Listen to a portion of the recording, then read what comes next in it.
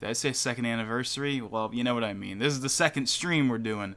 Yesterday we did a stream for Splatoon 1 for the Japanese anniversary, and now that's May 29th, or as it is for the rest of us, the actual anniversary, the day that we got Splatoon 1 5 years ago. We're going to stream some more. Chances are this is going to be another solo stream, though, unfortunately, but hey, we're still going to make the most of it. So, anyways, let's go ahead and load this up.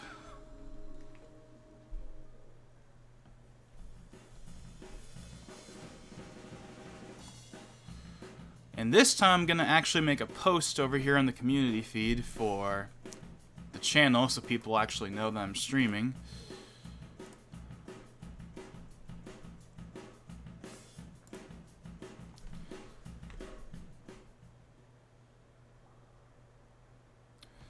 So,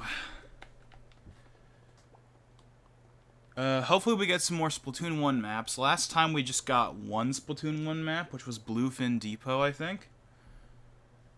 So hopefully we get more.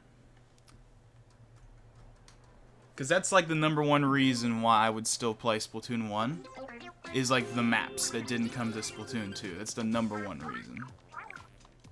That and the gamepad, and the ink strike, and the killer whale. Yes, Flounder Heights. Yes. Okay, so far so good. Okay, I haven't played the map in a while. Okay, I'm happy with the map selection.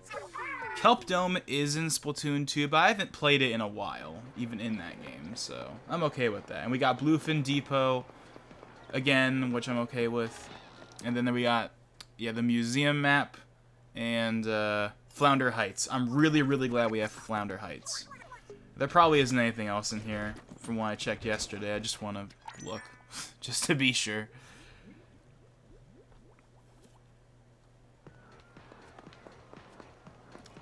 And, yeah, there is no messages anymore, because, of course, all of the messages in this game were powered by Miiverse. I think yesterday I said in like the previous stream that, oh, there's still posts here. Yeah, no, I think that's just like stock artwork they have for when like Miiverse is not available. Oh yeah, there's the arcade machine. But, hey, like, look, here's the blank guy from yesterday.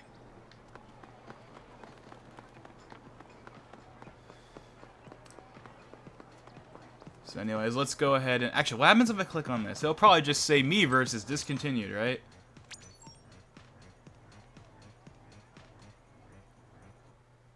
Yep. Had to figure.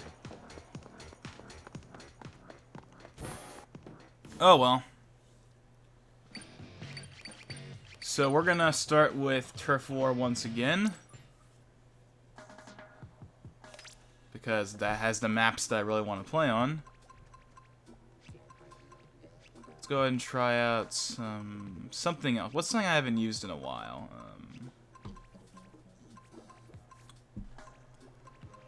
You know what? I'm gonna give the ink brush another try. Haven't tried using the ink brush in forever, but I'm gonna try. It's probably gonna fail badly, but I'm gonna try anyway.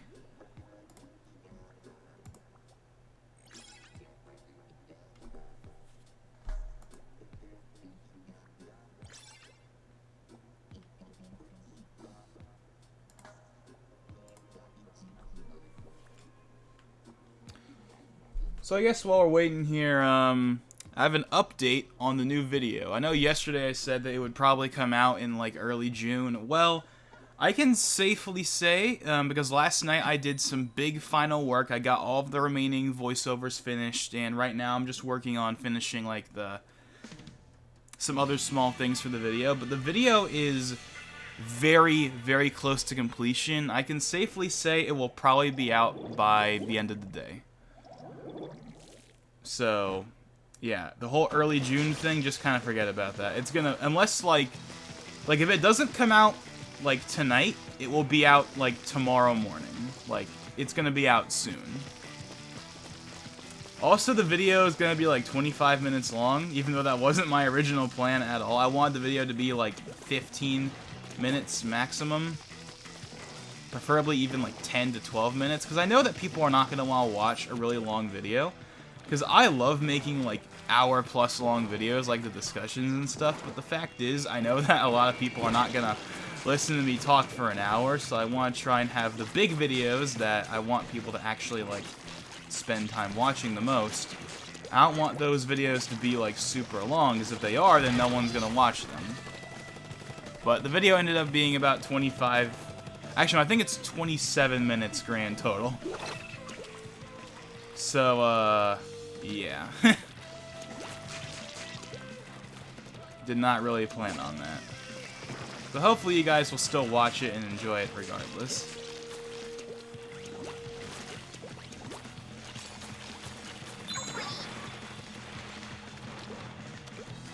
Oh, what? Oh, darn it! I literally went back to normal at the exact wrong time.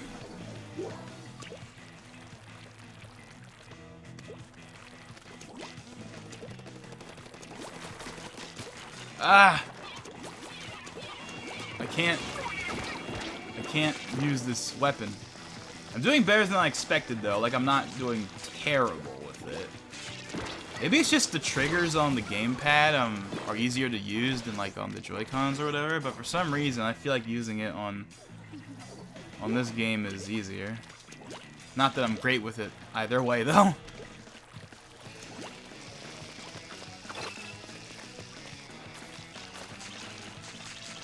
Like, that's not that fast. Like, I can't do it that fast. It, like, kills my fingers to try and do it that way. Oh, darn it. A soul for a soul, I guess, right there.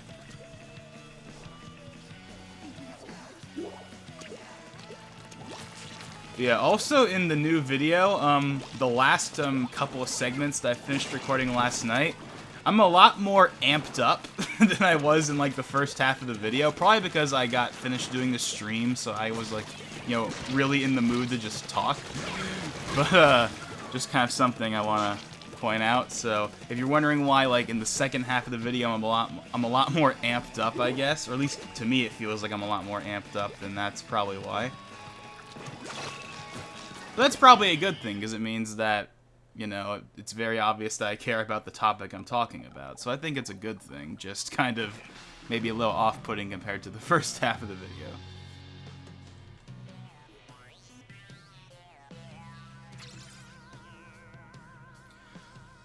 Actually, that reminds me of something.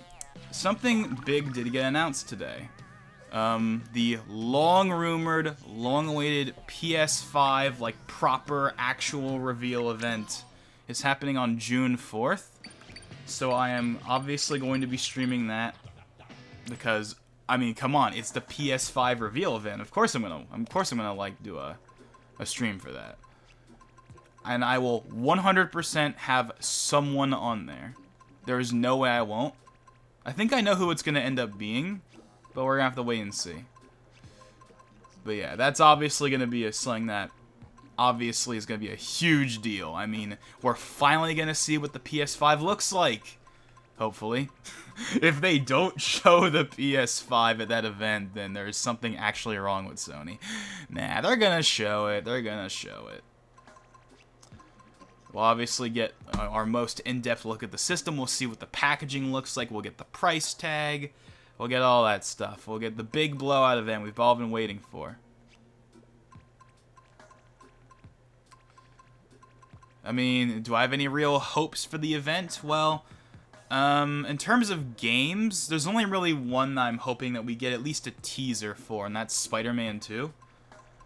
Like, that's the Sony exclusive that isn't like Persona or something. Like, you know, like the first party exclusive. That's the first party exclusive I'm most looking forward to, is Spider-Man 2. Without question. So, if we see that there, even if it's just a small teaser, that would be awesome. But aside from that, all I really want to know is, what does the console look like, what is the price, and when is the release date? Just tell me that, and I'm pretty much fine. Like, we know the specs at this point. You know, we know the specs for both consoles at this point. And that would normally be the other thing I'd want to know about. But we already know the specs, so it's like, yeah.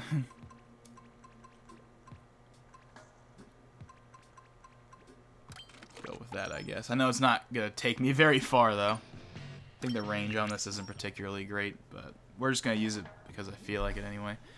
Let me go ahead actually really quickly while we're waiting here.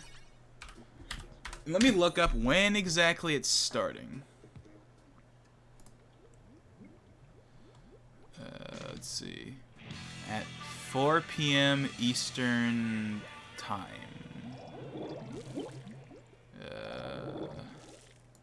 I don't know when that is for Pacific. I think I heard somewhere that it's 9 a.m. But whenever it takes place, it could be at 5 a.m. for all I care, and I would still stream it.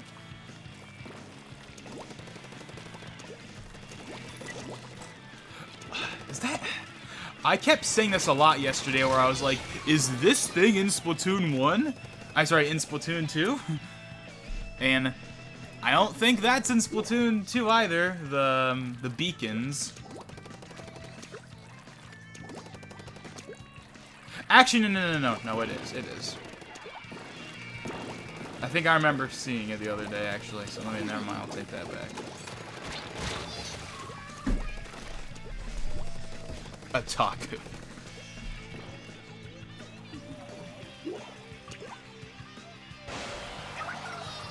Yeah, they really should bring back, like, all of the Splatoon 1 maps. Like, then we can have the ultimate Splatoon, you know? Because that's, again, the number one reason why I would still come back to this game is the maps. Because there's a lot of maps from this game that I really, really like that aren't in Splatoon 2.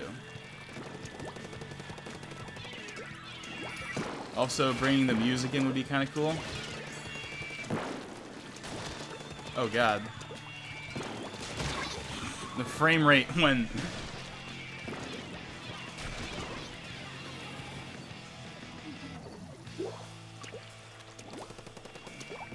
Jesus. What's up with the frame rate right now? But yeah, they should also bring the music from Splatoon 1 into Splatoon 2, because as far as I'm aware of, none of the music from Splatoon 1 actually plays in Splatoon 2, or at least not in, like, the multiplayer. It's all the new stuff, and I mean, I don't have any problem with the new stuff, but I do prefer the music from Splatoon 1 overall. So it'd be kind of nice if they put the Splatoon 1 music in there as well. Yeah, then we could have all the maps, all the music, and then, well, yeah, then we'd have, like, Splatoon Ultimate, pretty much. Yeah, we wouldn't have the Kraken and whatnot, but if we just got the maps and the music, that would honestly be good enough for me.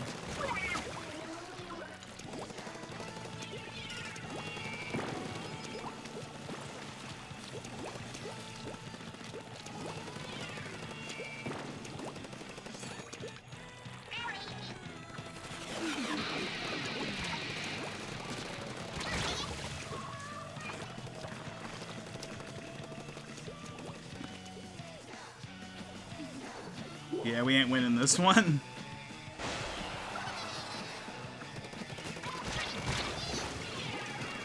Okay, I'm using something else. The range is just not there for what I need right now.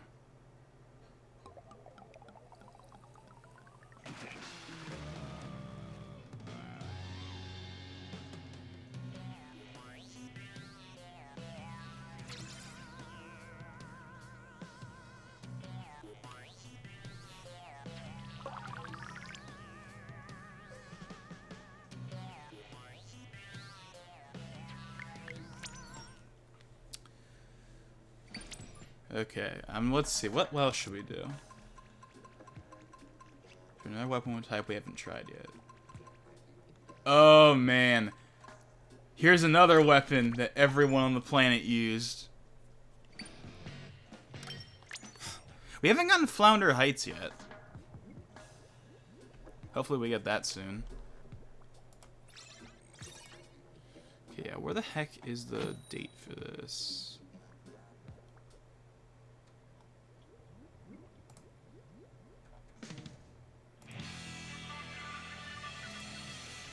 Let's see. Yeah, 1 p.m. 1 p.m. It's at 1 p.m. For, like, me. It's at 1 p.m.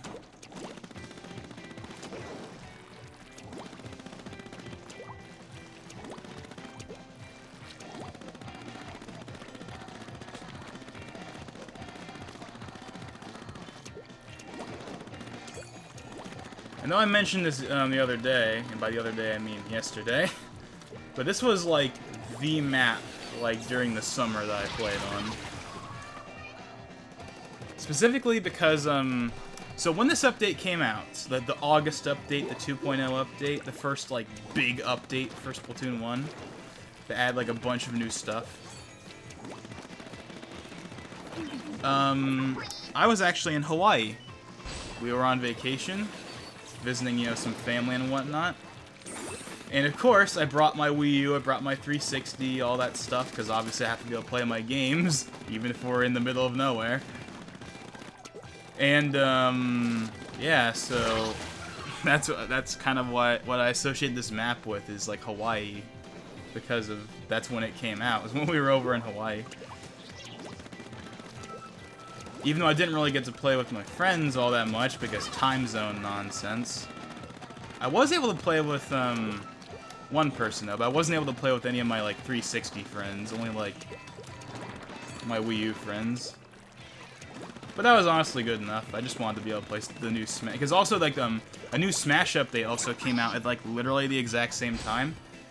If you know, remember like when every like Smash 4 update came out, then you will remember that this was like the one that added all of those Mii costumes of characters that people wanted. Like, that's when there was the Chrom Mii costume, the K. Rool Mii costume, the Lloyd Mii costume. I remember sitting in the airport, waiting in like the airport line, looking at Twitter as like the Smash Bros. Japanese account would just like keep tweeting out all those Mii costumes. It was just like, wow, lol. They're making all these requested characters Mii costumes. Yeah, and that was also the update that brought us the YouTube upload feature, which unfortunately no longer works. And it also added some more N64 stages. So yeah, again, you know, I associate that update with Hawaii because I was there when it came out and whatnot. 2015 in general was just a very nostalgic year for me when it comes to Nintendo and the Wii U and whatnot.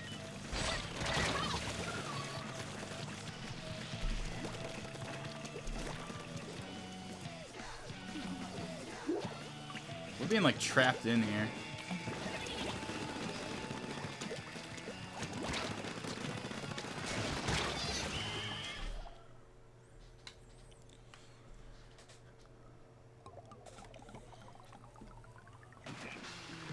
Okay, I should probably try a gun that will actually help me for something like this.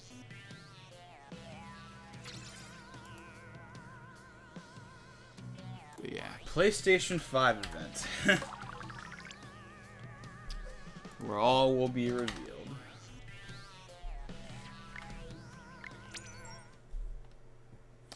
Oh yeah, this is something else I saw. From July 13th, Sony wants new PS4 games to be PS5 compatible. Now, Sony has already stated, as I also talked about yesterday, how, like, they've already, like, clarified the whole... Because, like, there was the whole thing that happened where it was like, oh, we're going to have, like, 100 games be backwards compatible on day one, and people are like, wait, what? Only 100 games? What are you talking about? And then they further clarified, no, that just meant 100 games will be, like, enhanced or something like that. But, like, most of, like, the 1,000+ library would still work just fine on day one. It just wouldn't have any, like, PS5 enhancements. It would just run in, like, PS4 Pro mode, basically. Or at least that's the way I saw it. But apparently, Sony's doing a thing where they want to make it so that every game submitted for PS4 after July 13th must work on PS5. So, I mean... yeah, it sounds good to me. Makes sense. So that means games like Cyberpunk and, you know, the Avengers game and whatnot, which are coming out in like September, have to be fully 100% on board with PS5 and PS5 support. I'm not sure if that necessarily means that they have to be PS5 enhanced or not, or if it just means they have to be like 100% compatible day one or something. Again, we'll probably see more about that during the PS5 event. We'll probably talk about PS4 backwards compatibility some more. Maybe if we're really lucky, they'll talk about PS1 through 3 in some capacity, but at this point I'm kind of like I'm not expecting that at this point. Because I kind of feel like they would have talked about that already. Because they talked about the PS4 backwards compatibility at, like, CES or whatever. Like, during that Mark Cerny event and, like, GDC or whatever the event was called. So why wouldn't they talk about PS1 through 3 during that time as well? It just kind of makes sense to me. Unless they really wanted to emphasize PS4 first, because, to be fair, PS4 is the most important thing to get backwards compatible. It is, without question. So I totally get why they'd want to focus on that first, but I think they should. But I think it would have been nice if they at least said, "Hey, we're focusing on PS4 for right now, but we are planning to do PS3 and PS2 and PS1 eventually." You know, like be a slower rollout, like kind of like how Microsoft did with the 360 and original Xbox games for Xbox One, where it would be like a slow process or something like that. I think that would be totally fine. Like PS4. Everything pretty much works day one flawlessly, more or less. But then, like, the other consoles that require more work because they're on a different architecture and stuff, yeah, that stuff will, like, take longer and be rolled out in, like, waves and stuff.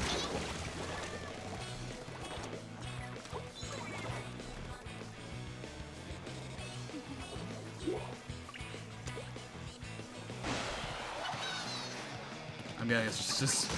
Oh, wow, I'm surprised it didn't just get insta-kill right there.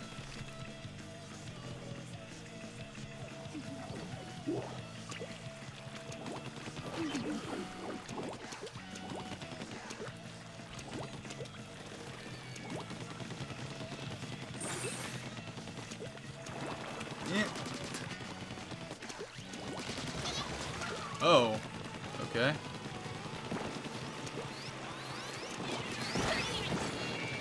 Okay. Hold on. We might be able to clutch this out.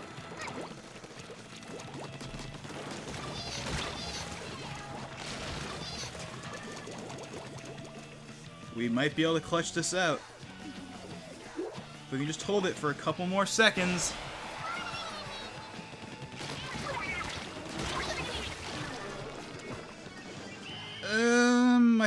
I think we got this one.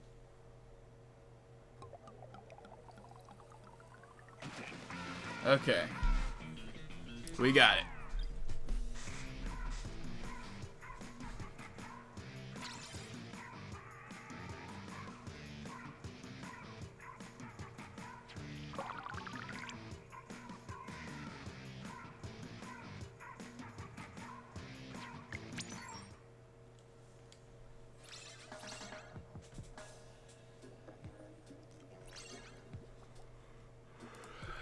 Does Sony have a thing? I wonder if they have a stream set up. Like, do they have like a little stream preview set up? Probably not, because it's still like a couple days away. Would be kind of nice though, just for the sake of having it.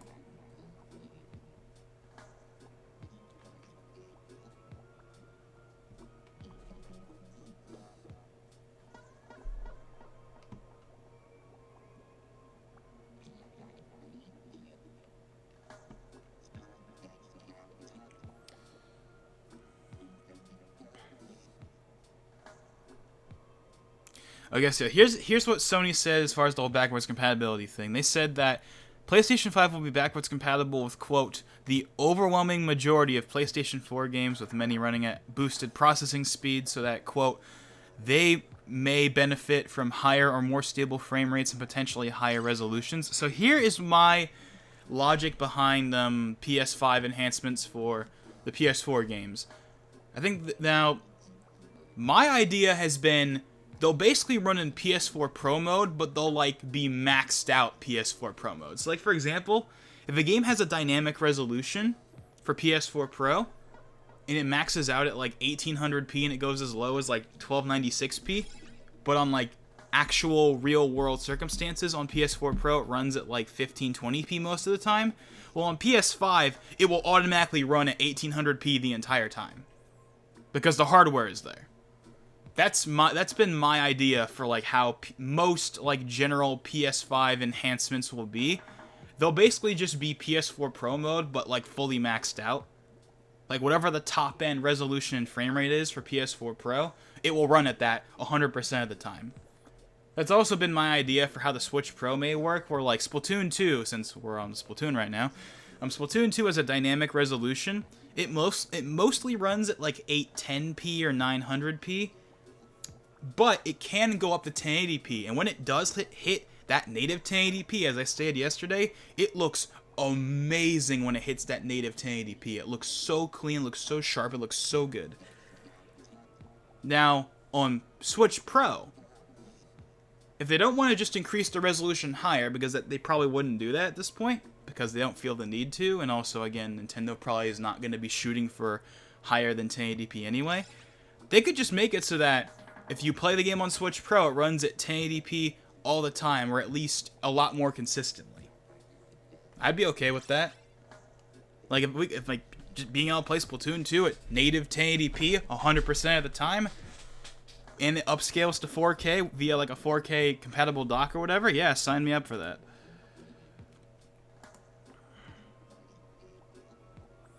But, you know, we'll just have to wait and see how the Switch Pro pans out.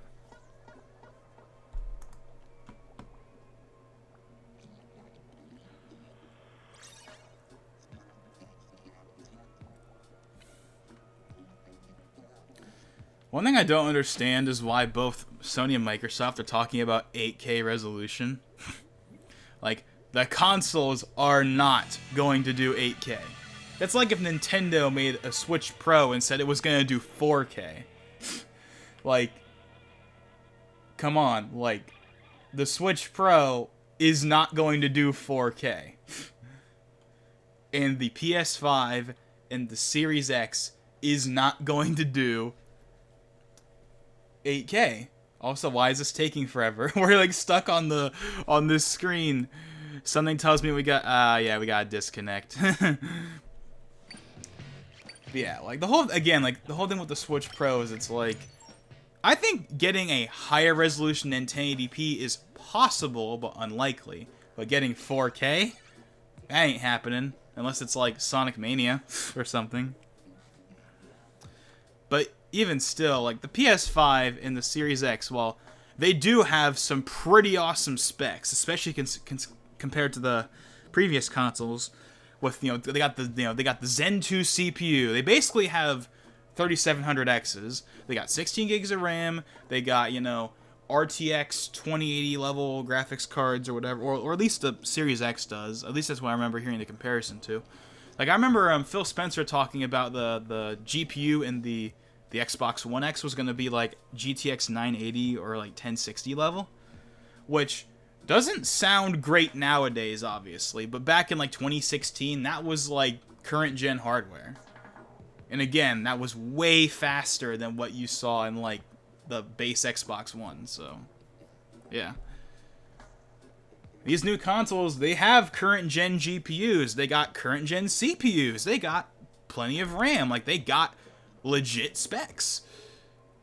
But they're not going to do 8K in like games that are designed for the hardware. Like, you're not going to see Spider-Man 2 running at anywhere near 8K. You're not going to see God of War running at anywhere near 8K. You're not going to see Halo Infinite running at anywhere near 8K. The games are going to be 4K, maybe dynamic resolution up to like 5K or 6K in rare instances. But the games are going to be nowhere near 8K because that kind of technology just doesn't exist yet. Even nowadays, if you got like an RTX 2080 Ti, which is as of right now the highest end GPU, even though the RTX 3000 series are on the way sometime later this year, but like if you had the highest end GPU, RTX 2080 Ti, you are not getting 8K at 60 FPS. Now maybe you can get 8K at 30 FPS at reasonable settings, but you're not going to get much higher than that. And I can tell you right now that the consoles most certainly are not going to be doing that either. Now, could we get 8K for like 360 games or original Xbox games and stuff like that? Oh yeah, totally. And could we get 8K for like games like Sonic Mania? Yeah, we could probably get 8K for like games like that too. But we're not getting 8K for like real Xbox Series X and like PS5 developed titles. Like, that's just not happening. They're gonna run it like 4K max most of the time. And I don't think anyone's going to be complaining about that. Like, oh no, it's only 4K. I'm sure there's someone out there that unironically would complain that it's only 4K. But, like, come on. Now, 8K resolution on, like, actual, like, PS5 and Series X, like, games, that will become a thing to some extent with, like, the inevitable PS5 Pro and the Xbox Series X or whatever. Like, you know, the mid-gen consoles that will inevitably happen. Like, you know, mid-gen consoles are, like, gonna be a staple from here on out. Like, they're just going to. Like, if they did it once, they're gonna do it again. Now, when that happens, yeah, they'll probably, like, try doing 8K on some, like, just how with this generation, you know, the base consoles, they did 1080p, and even then, well, especially on Xbox One, they didn't do 1080p all the time. But then the mid-gen refresh came with the PS4 Pro, and especially with the Xbox One X, and those are the consoles that were like, yeah, 4K, we're doing 4K. You know, PS4 Pro was like more so 1440p, 1520p, and then upscaled to 4K, and they also had the checkerboard stuff. But Xbox One X, yeah, a lot of the Xbox One X enhanced games really were 4K or close to it. So, you know, now it's like, oh, you know, 4K is going to be what PS5 and Series X do, and they'll upscale to 8K. And then the PS5 Pro and the Xbox Series XX or whatever, those will be the ones that are like, yeah, we're hitting 8K or close to it, you know, 5K, 6K, 7K, even though that's a complete waste of resources at that point. But, you know, that's what they're gonna do. And I'm not complaining that we're gonna get 8K. I mean, more resolution, yeah, sign me up. It's just like, it's just the law of diminishing returns. Like, even as someone that loves higher resolution, loves 4K, and wants everything to be 4K, even I'm like, okay, we don't need to go, like, once we hit 8K, there's no point in going any higher. Like, 8K is the highest resolution we will ever, like, need. Like, 4K is already insanely crisp, insanely sharp, insanely detailed. And it's like, okay, 8K will be 4 times more detailed than 4K, just how, like, you might think it's only twice as more detailed because, hey, 4K, 8K, 4 times 2 is 8. But no, it's actually, the pixels are actually 4 times, just how, like, you may have heard the whole 4K is 4 times the detail of 1080p. Well, that's because 4K is 4 times the pixels of 1080p, even though it doesn't sound like it would. Actually, with that one, it makes sense, because it's like 1080, 4 times would be 4,000, so it's like, oh, 4,000, 4K, all that stuff. Hold on, I'm like kind of half paying attention here. Oh, whoa. I don't think we got this one.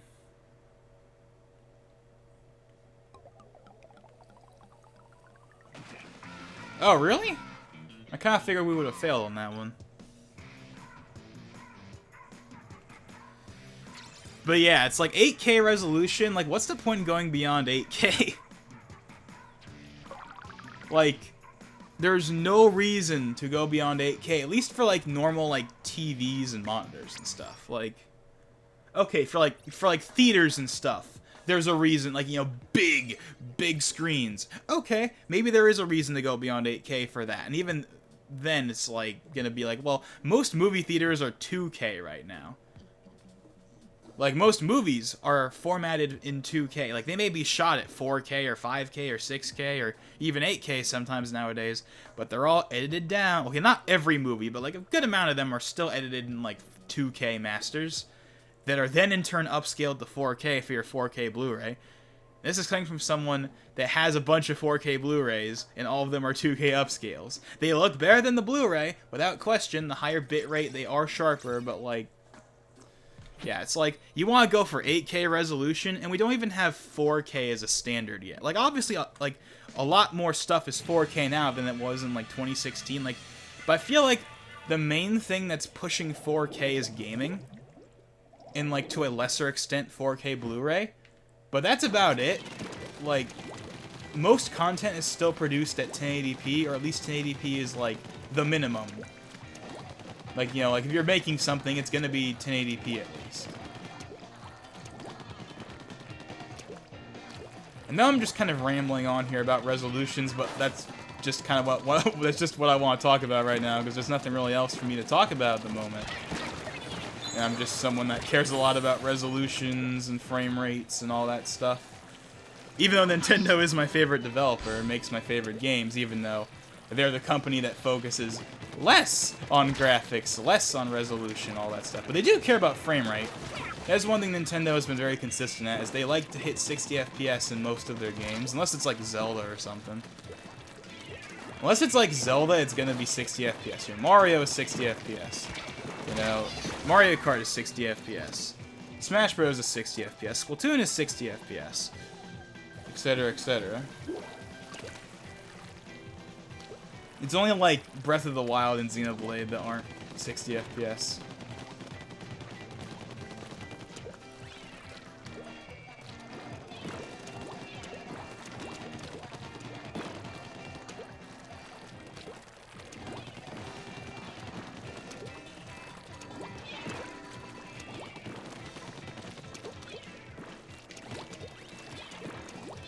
Oh, darn it. I had a feeling I wasn't going to make that.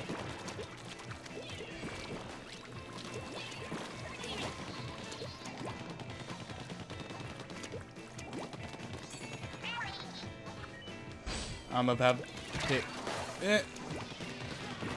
Oh, I actually got someone.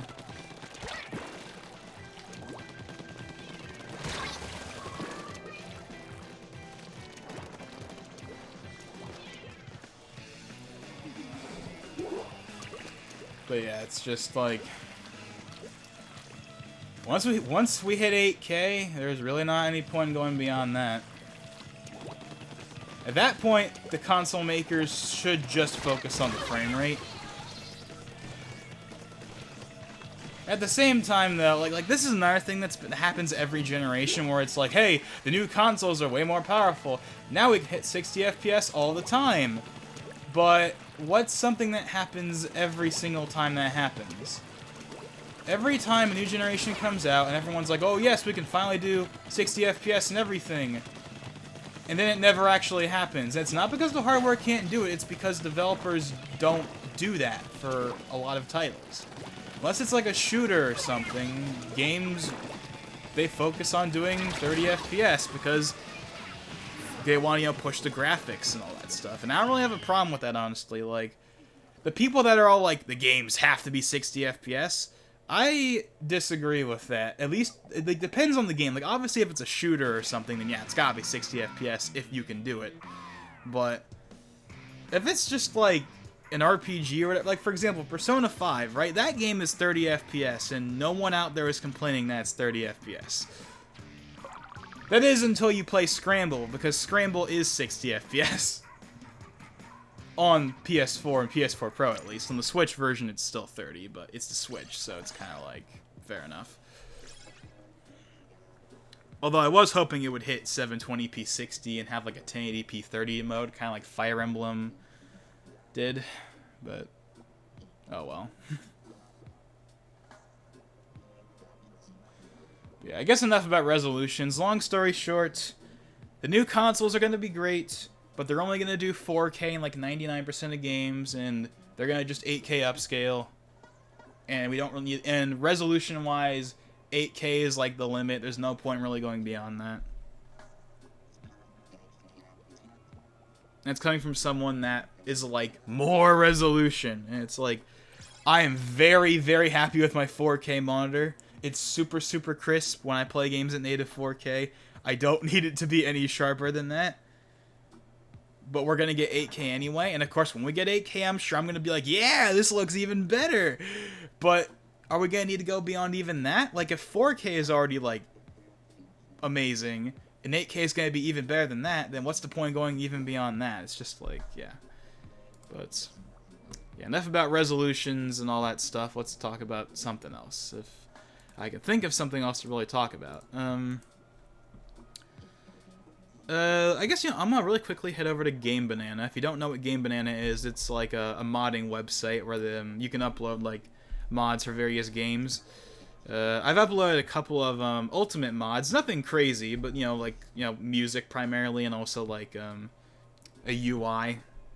like and by UI I mean a character selection screen, just kind of my own version of it.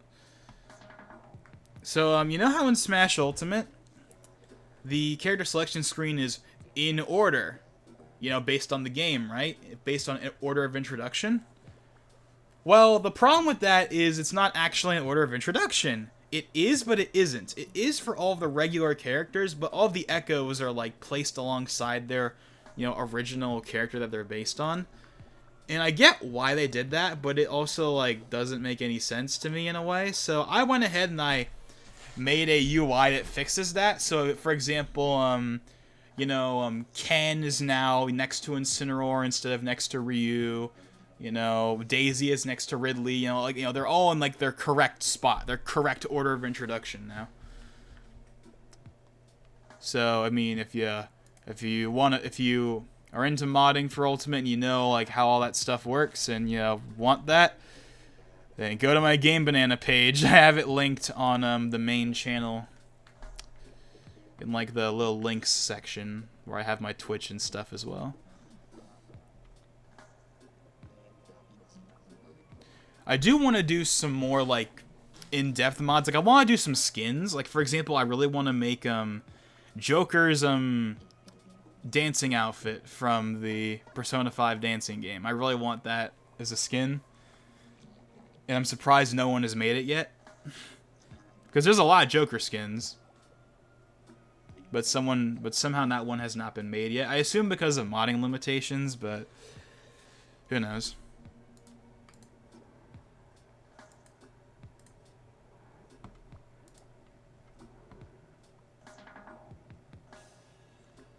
I don't know if this is going to play audio or not.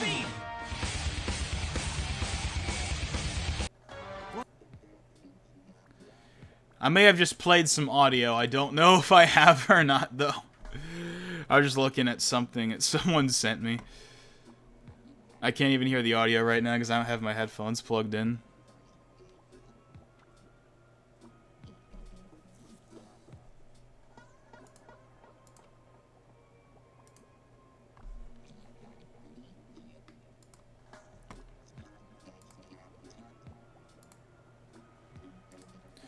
Discover that. Oh yeah, Xenoblade launches today. See, I'm gonna have to. I mentioned this earlier, but I'm gonna have to update the video to say, hey, when I recorded this, the game wasn't out yet. Actually, there is something else I want to talk about. Let's talk about the Avengers game, because this game is very interesting, and I say that because no one's talking about it. Like, people were all super hyped for this game for the longest time, then it was finally shown off, and the general kind of response was kind of mixed. It wasn't horrible, but people weren't really blown away, so they weren't really all that hyped for it. But even then, it was like, you know, like, okay, Avengers game's coming out, you know, it's cool and all. And then, like, no one talked about it after that point. No one talked about it after that point.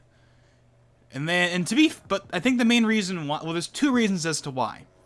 One, Square has done a terrible job at marketing this game. For the Avengers game that should be riding on the MCU hype and everything, Square is not taking advantage of it, like, at all.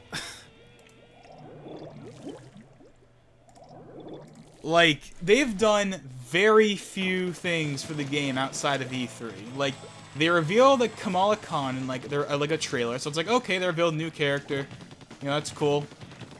And then they had like a pre-order trailer like a couple months ago, and that's like it. They've barely said anything about the game. They've barely showed anything about the game for so long, and that's, I think, just further decreased the hype for people, because it's like, how can I get hyped for a game that we have barely seen anything of? And they kept recycling the A-Day footage forever. And even at first, I didn't really mind it, but even I'll admit that it got kind of annoying after a while. Like, they just kept using the A-Day footage, aka the E3 footage, over and over and over and over and over. And it's like, just show us something new already. And then there's the other reason why I think people are not very excited for the game, and that is the method that the game is going for. Because, of course, when people were thinking about an Avengers game, they were thinking, yeah, so, like, Spider-Man, but the Avengers. Like, in terms of, like, game quality. Like, you know, this great single-player adventure, you know, that's, basically the Spider-Man game, but for the Avengers, is what people were hoping for. But at E3, they basically said that's not how the game is going to work. They said that the game is going to be, and this is the thing that I think has turned a lot of people off. Like, yeah, like, not showing enough gameplay, I think, is definitely one of them. But I think the #1 reason why people are, like, not talking about this game at all is because of the way the game is going to be, like, delivered. And that is the words that many gamers fear, and that is games as a service or live service. Either, you know, both of those are like the same thing basically. You know, a live service title, games as a service title, you know, like Destiny or Warframe, or most infamously Anthem last year. Yeah, when people heard that the game was gonna be like that, people immediately were just like, nope, nope, nope, nope, nope, nope, nope, nope, nope, nope, I'm out. I'm out of here. But honestly, I don't think that was very fair, because just because they're going to be updating the game for years doesn't mean that the game is going to be bad. Like, come on. Like, what part of that 8A footage told you that the game was going to be bad? The other reason why I feel like people have not been super excited for the game, this is the smaller of the other two reasons, but also it's because of a disconnect that happens when you see these characters on screen. Because with Spider-Man, there has been multiple different incarnations of Spider-Man. You know, there's of course Tobey Maguire, there's Andrew Garfield, there's Tom Holland, and of course there's all the different animated incarnations. But when it comes to like the Avengers, like, you know, Iron Man, Captain America, Hulk, when you think of those characters, you only think of one incarnation of them. The MCU version. When you think of the Hulk, you think Mark Ruffalo. When you think of Captain America, you think of Chris Evans, and when you think of Iron Man, you think of Robert Downey Jr. That's who you picture, and that's who you hear in your head when you think of those characters. This was something that the Avengers game was going to have to fight against no matter what, and it was always going to be a disadvantage against the game no matter what, because they were never going to get the MCU voices for the game. That was never going to happen. But honestly, even that I don't think was the bigger problem. It was also because they don't look like their MCU counterparts, and people want them to look like their MCU counterparts. They want the MCU armor, they want the MCU voice, they want them to be the MCU versions of the characters. And I don't really blame them, because that's what I kind of wish they were as well, but at the same time, not everything is going to be tied to the MCU, so it's also kind of not super fair. Okay, Urchin Underpass, we can finally play that. So, basically, there's a lot of things going against the Avengers game for a lot of people. There's the games as a service thing. There's the gameplay for a lot of people not being particularly exciting. There's the fact that the drought of information has been going on for a long time. There's the fact that the characters just are not the MCU versions of the characters. Like, yeah, there's a lot of things going against the game, but I feel like a lot of it is just kind of a bit unjustified. Like, at least wait for the game to come out before, like, just kind of throwing it out the door so quickly. Like, maybe the game will come out and maybe it'll have, like, no content, and it'll be, like, 5 hours of gameplay, and the combat won't be fun. Like, maybe it really is not that great of a game, but it's, like, I don't know. Like, I'm not saying I'm excited for it either, because I'm not really. I just think that people should give the game more of a chance. That's really just kind of my point.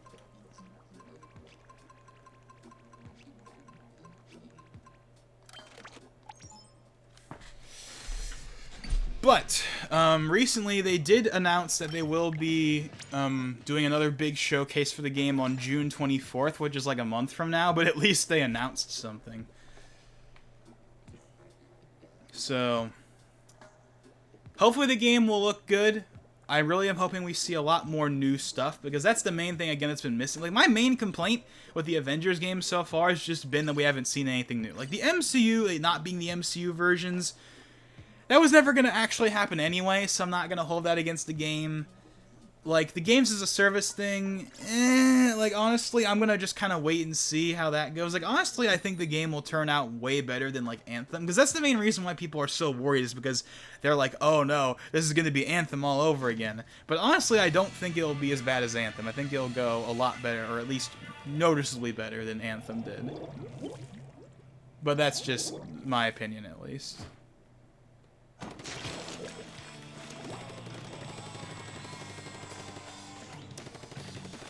So yeah, hopefully the game will be good, but we'll just have to wait and see. I'm by no means rushing to pick it up on day one anyway, but I definitely want the game to be good. Am I expecting it to be Spider-Man good? No. But I'm expecting the game to be a solid game.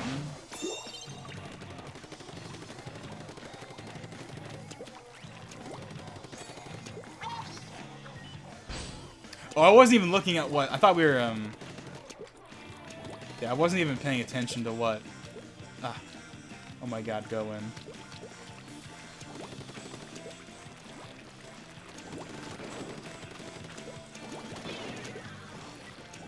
Yeah, I wasn't even paying attention to what mode we were on. Like, I knew we were on ranked, but I didn't know, like, which mode specifically we were on.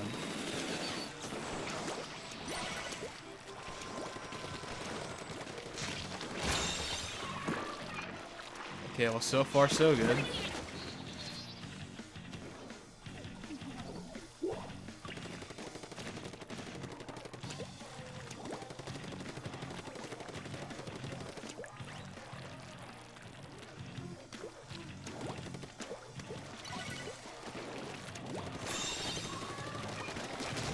And we're in the clear.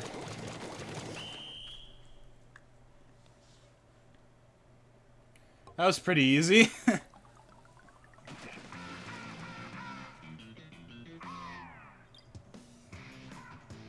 Probably just a fluke, though.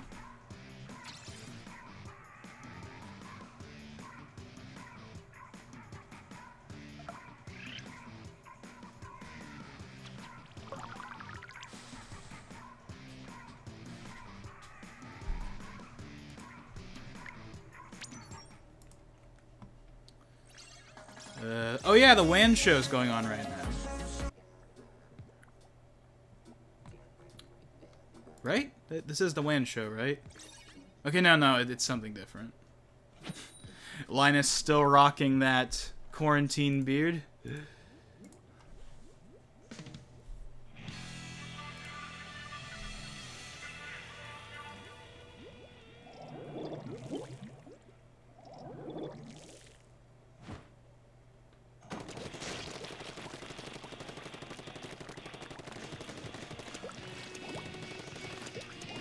Yeah, I definitely need to mess around with the sensitivity in Splatoon 2 next time, because I mentioned this the other day, but it feels like the controls are, like, more responsive, or they just feel better in Splatoon 1. Maybe it's just my sensitivity settings in Splatoon 2. Maybe they're just, like, off.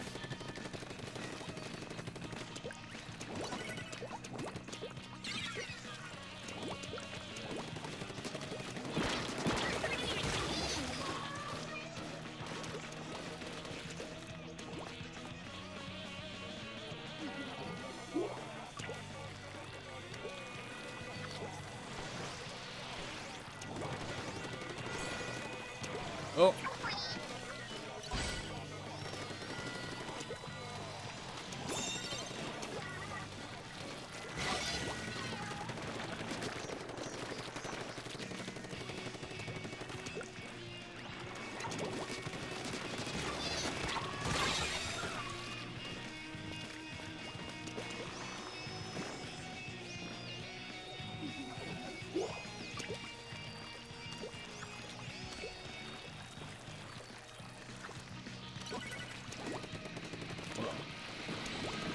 Oh boy. Oh boy.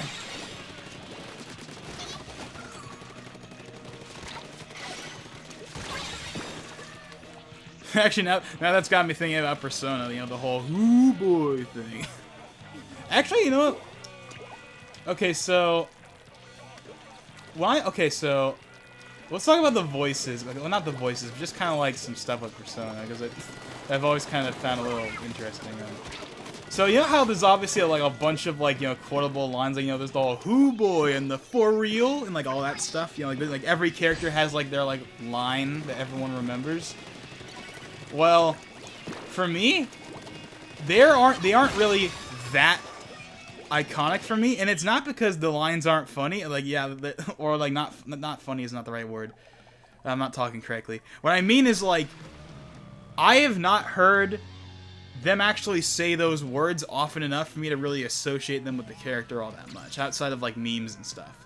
And that is because I play the game with the Japanese voices, so unless like it's put on screen, I like don't hear it. So, you know, the "for real" and the "ooh boy" and like all those other, all that stuff, and also like all of the Morgana lines that are, like, you know, like all that stuff, I don't actually ever hear it because I play the game with the Japanese voices. Like, what's a Morgana line that's like for some reason I'm like struggling to come up with a Morgana line right now, even though I know he has like 3.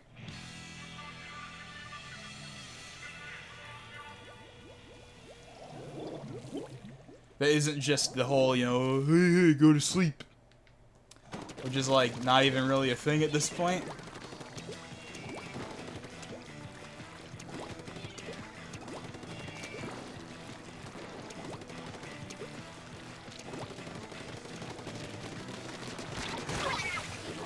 Okay.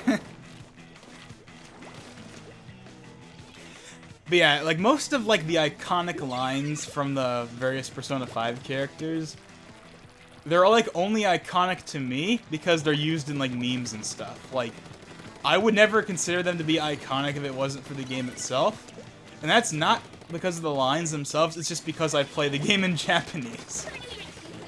Yeah, well, not play the game in Japanese, but with the Japanese voices, so... But that also means that there are several lines that are iconic to me in Japanese, but they wouldn't be to other people because, of course, they're only in Japanese. Like, of course, I couldn't tell you them because they're Japanese, but when I hear them, I'm like, yeah, that's, like, the line that character says in Japanese. Oh, we got 2 at once right there. Like, there's this one line from Morgana in battle that he says in Japanese that's, like, super iconic to me.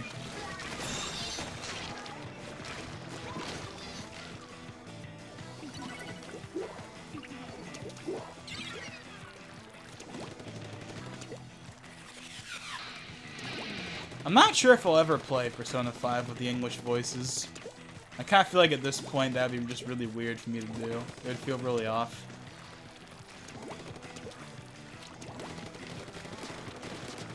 I may do it one day though, just for the heck of it.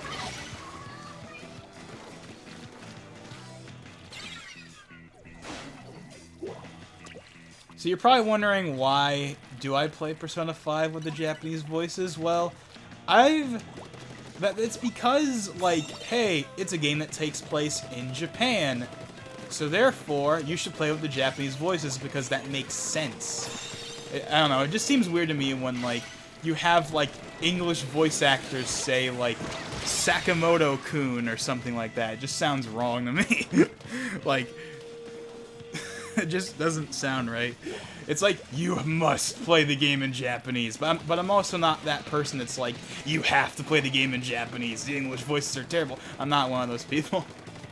I used to kind of be one of those people with Yokai Watch back in the day, if you guys were around for that, where I was like, Japanese voices are way better, the English version sucks, or if it doesn't suck, it's not as good. You know, I used to be like that back in the day for Yokai Watch of all things, but with Persona, it's like, the English voice cast for Persona is good. Like, pretty much all of the voices for the English cast, they're pretty spot on. Like, they sound like what you would expect the character to sound like in English.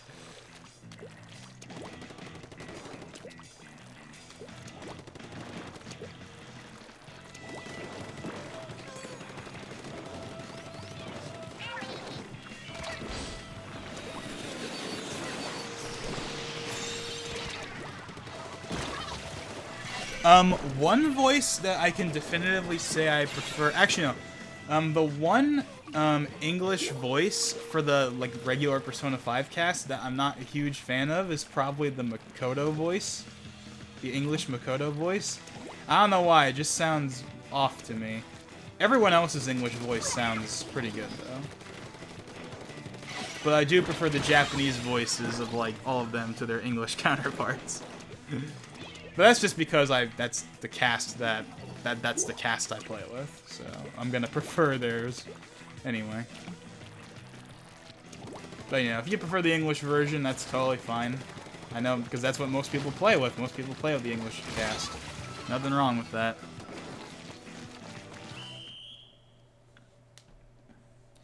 That's also one of the reasons, however, why when like the whole Q2 is not gonna have an English dub, I was just like, okay, no big deal, because I already played the game with the Japanese voices anyway.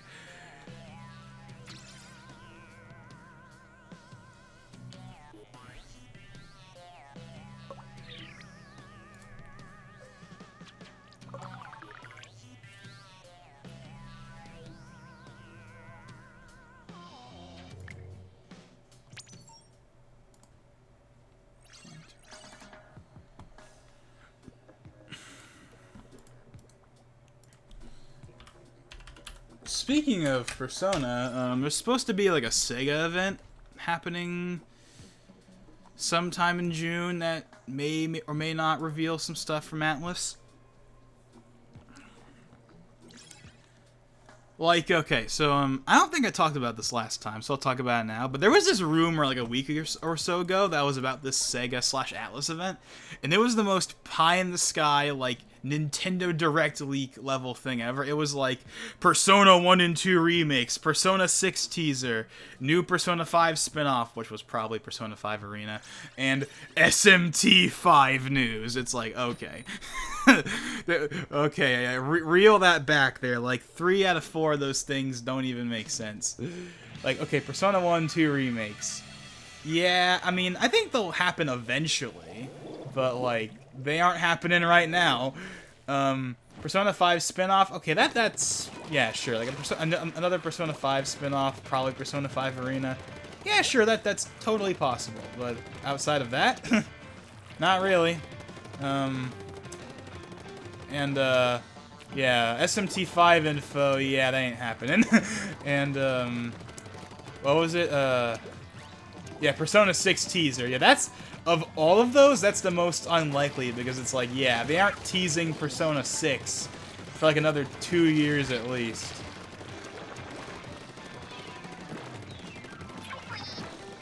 Well, I think that, here's what I think is going to happen. So I think at that event, I think they're going to reveal the Scramble for the West. I think we're going to finally get our Scramble Western date and all that stuff at that event. I think that's what Atlas's thing is going to be.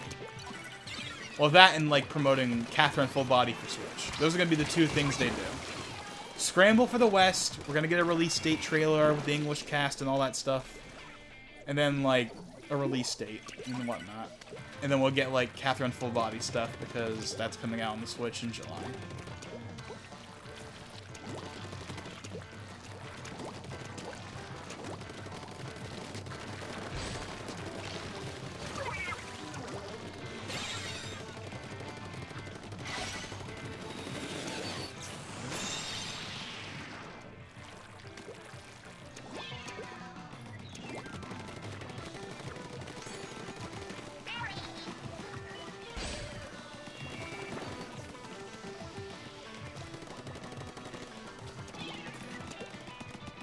Okay. So far, so good.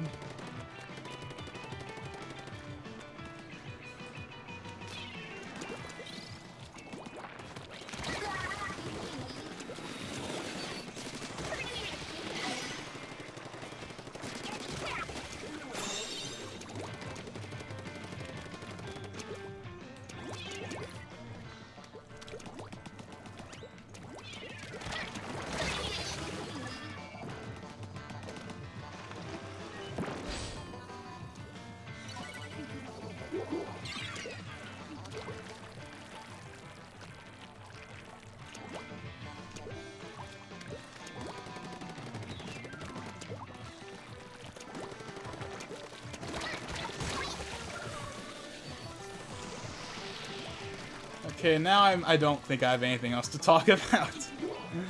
I don't want the stream to just be me sitting here just playing the game. I need to actually talk about something.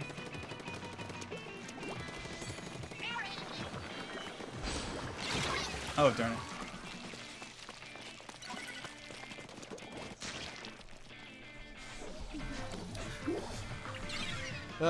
Actually, I guess we can talk about Royal a little bit. I'm not gonna do any spoilers, of course.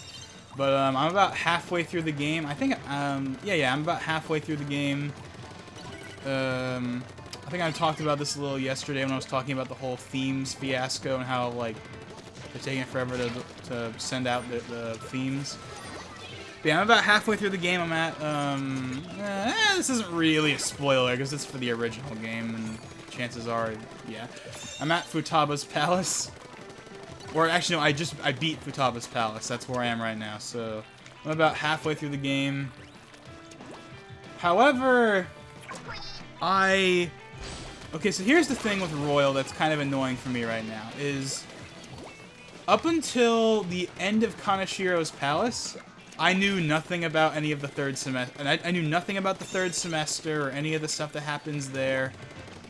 But I went on the Megami Tensei wiki to look for some other separate stuff that wasn't P5R related, and I accidentally spoiled myself twice on two, well, one of them is not that major in my opinion, but the other one was like a super major, like, this is game-breaking spoiler. So, I'm not going to tell you what either of the spoilers are if you haven't played the game or are still playing through it, but one of them is something that, based on random screenshots I saw around the Japanese launch, doesn't really surprise me. It wasn't a major spoiler by any means, in my opinion, so I didn't really have a problem with it. I was just like, oh, okay, that makes kind of sense. That kind of makes sense. Sure, I'm kind of interested to see how that plays out. But then the other one was like a super big, massive spoiler that kind of affects the entire rest of the game, and that is the, we'll just say, who, okay, how do I say this without it being a spoiler? We'll just say, what happens at the end of the third semester. Now, when I say what happens at the end of the third semester, I'm not talking about the ending. I don't know anything about the ending, but I know... Okay, I'm just gonna say... I'm not gonna tell you the name, of course, but I'll just say what it is. Basically, I got spoiled on who the final boss was. I spoiled myself by complete accident. It wasn't the internet, it wasn't Twitter, it wasn't YouTube, it wasn't any of that. It was literally me accidentally going to the wrong page on the Megami Tensei wiki, and I popped into a page that was like, this song plays during the final boss fight with, and then their name was just right there for the world to see, no attempt to hide it, anything. And I clicked off the page as fast as I could, but it was too late. I already saw the name, and it was just like, great, I know who it is. And that really deflated my, like, me wanting to play through the game for a couple of days, because it's like, well, now I know who the final the final boss is. So it's like, the biggest, like, mystery, for me at least, like, is now gone. I know who it is. Now, I didn't know any of the lead-up, like, I didn't know how the game reveals he's the final boss. I didn't know any of that stuff. But I knew who the final boss was, and I was really mad that I knew. I was so mad that I knew who it was, you have no idea. It was the most frustrated I have been in a long time, knowing who the final boss was. So, basically, don't go on the Megami Tensei wiki. Don't go on any YouTube. Do not look in the comments for any Persona 5 Royal music that is from the third semester either. I haven't seen anything from that. The only other sort of... it's not really a spoiler because it just isn't. But it's like the group of people that are like... actually, no, it's not a spoiler. It's not a spoiler. It's not a spoiler at all. But yeah, so basically I know two things about the third semester. I know one thing that's a spoiler, but not really a big one. I don't really mind knowing what it is. And then the other one's just like, oh, I know who the final boss is. And that just was just like... great.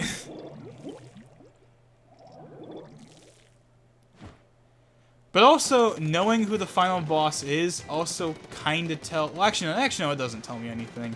Other than the final palace is in the 3rd semester. That's the only thing it really tells me, is that the final palace is in the 3rd semester. Or the new palace, I should say, is in the 3rd semester. But I'm not going to tell you anything else. I'm not going to tell you who the final boss is. I'm not going to tell you the other spoiler. Because I do not want you guys to be subjected to the same torment on your brain from knowing what the final boss is or any of that stuff that I had to go through. So just go, you know, don't look at the internet, just play the game for yourself, whatnot. So. But yeah, once I finish uploading that video, I'm gonna go back and start playing Royal again though. I stopped playing it, like about a week ago because I had to work on finals. And then after that, it was like, oh, I have to work on the video. So it's like I haven't played Royal in like about a week now. But I'm going to start playing it again once I finish, you know, once that video is uploaded later today. Or tomorrow, depending on what happens. Once that video is out there, I'm just going to binge Royal and just go. I want to finish Royal by the time Scramble comes out, though, that's for sure.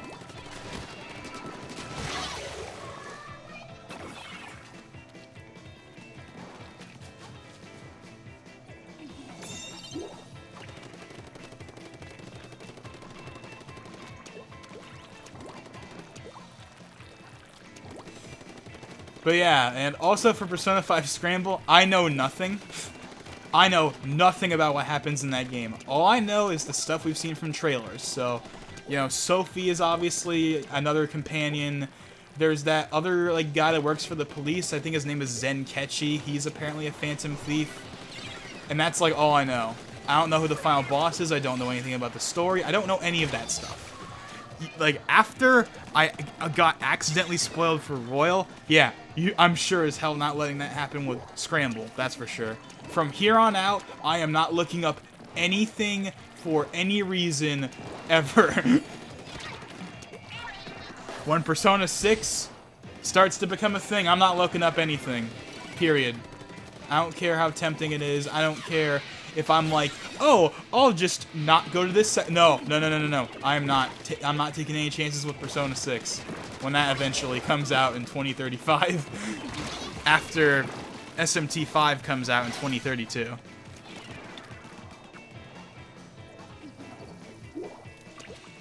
There was one spoiler thing I did spoil myself on, but this was intentional. It's because I didn't care that much. And that was the Final Fantasy VII Remake ending. How, like, I think everyone kind of knows already, but I won't tell you if you haven't played Final Fantasy VII Remake. All I'll say is that there's interesting stuff with the ending. Yeah. And I spoiled myself on that because I didn't really mind, because I wasn't super concerned about being spoiled for Final Fantasy VII Remake, since I kind of figured that, hey, it's gonna be the original game's story up until a point, because of course the game is being, you know, separated into segments and whatnot.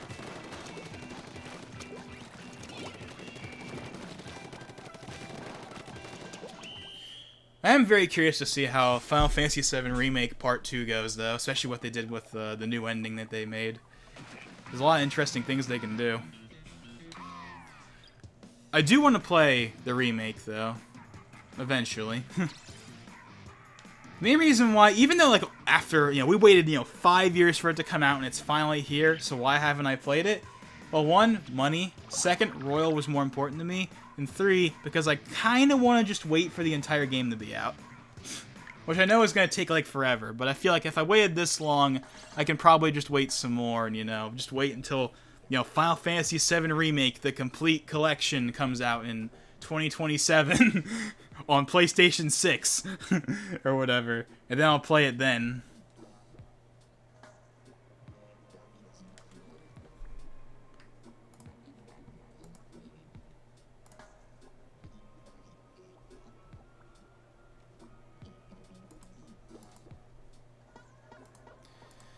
Oh yeah, so if you were not here last time, I did upload my previous stream from yesterday onto the secondary channel, and surprisingly, it has 3 likes and 24 views. Now, 24 views is obviously nothing amazing, but for just a random stream upload, 24 views, and more importantly, 3 likes?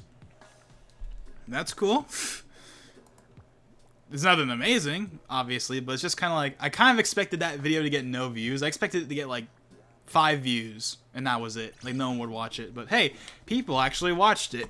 So, if you watched the stream from yesterday, whether it was live or on the YouTube video, I appreciate it. And I hope you will be looking forward to the video I'm going to be putting out later today. I will be uploading this stream to the secondary channel as well, of course, once this is all over. But definitely check out that big new video about Nintendo in 2020 I'll be making. Or that will be coming out sometime later today or tomorrow morning, probably. Depends, you know. Not going to promise anything, of course. I've made that very clear at this point.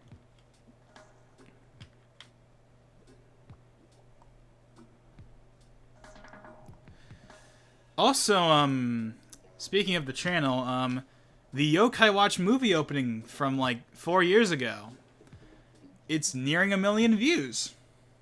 So that's cool. It's not a real video for the channel, since it's not a video I've really actually made. But like, I made the video, like I recorded it with the, you know how it says Bandai Cam on the yeah, I recorded it with Bandai Cam on my old piece of junk Pentium D. I recorded that video, but you know, it's not a real video on the channel. Like, it doesn't really count, right? But still, it is a video that is important to the channel, you know. It marks that era in my channel's history where I was really big into Yokai Watch and all that stuff. And the video is at 970K. Chances are, by the end of the year, it's going to pass that 1 million mark. So that's going to be pretty cool, even if it doesn't really mean anything. It'll still be kind of cool, you know. Hey, 1 million views for, like, probably the most important video on the channel, even though it's not a real video.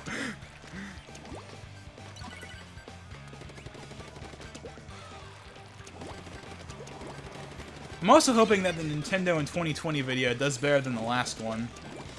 The last video I made, which was on stuff I wanted to see added to Smash Ultimate, which was done in the same style as those, as like the previous 2 videos that I did that was like that. Like the Veterans video from 2018 and the Smash DLC video from like December. Both of those videos got like 400, 500 views. But yet that Smash, but yet the features I want to see in Smash Ultimate video only got like 50 views. And then it's slowly climbed up since then to like 75. I'm hoping that this new video does more like the first 2, where it gets at least 100 views. Like, you know, like I'm not asking for that much. I'm really not. But you know, I really want the video to be seen. I want people to watch it. I mean, who doesn't want their videos to be watched, right? Because it's like I spend, you know, all that time and effort to make the videos, and it's kind of like, what's the point of making them if no one's going to watch them? So hopefully this next video does better, but you know, I'm at the whims of the mighty YouTube algorithm and all that, so who knows? Okay, I think we won this one.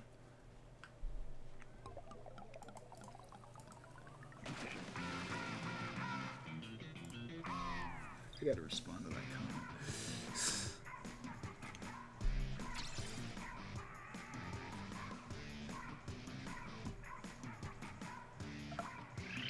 Okay, we're slowly climbing our way back up.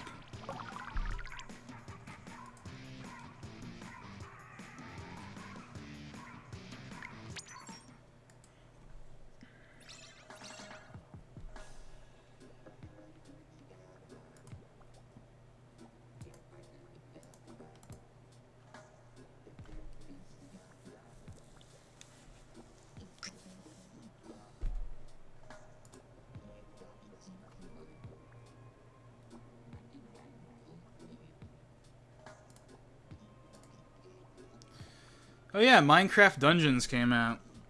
I do have Xbox Game Pass, so I'll definitely need to go ahead and download that, see what it's all about.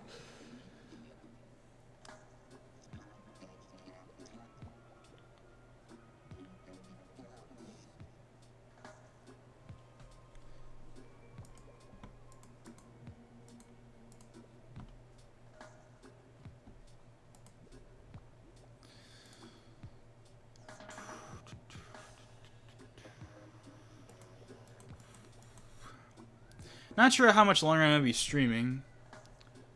I'm kind of hungry right now, so I might not be streaming for that much longer.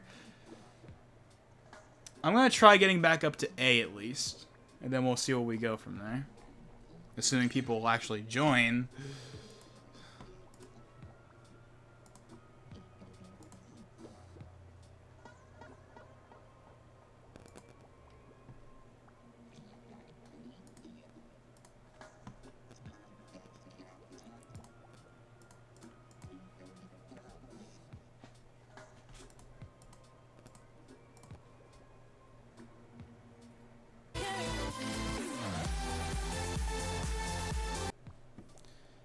That's cool. The Buzz is streaming the 1,000-Year Door.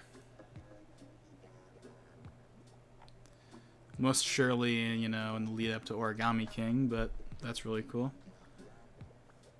Why does it only have 74 views? Like what? This is the Buzz. How does he not have more than this? I'm guessing it's because it's not Smash, but like, come on, it's the 1,000-Year Door.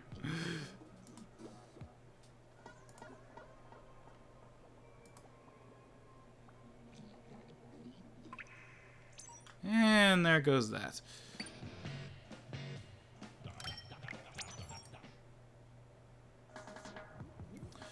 So yeah, there are some other people streaming Splatoon 1 right now, and of course they're all, you know, anniversary streams.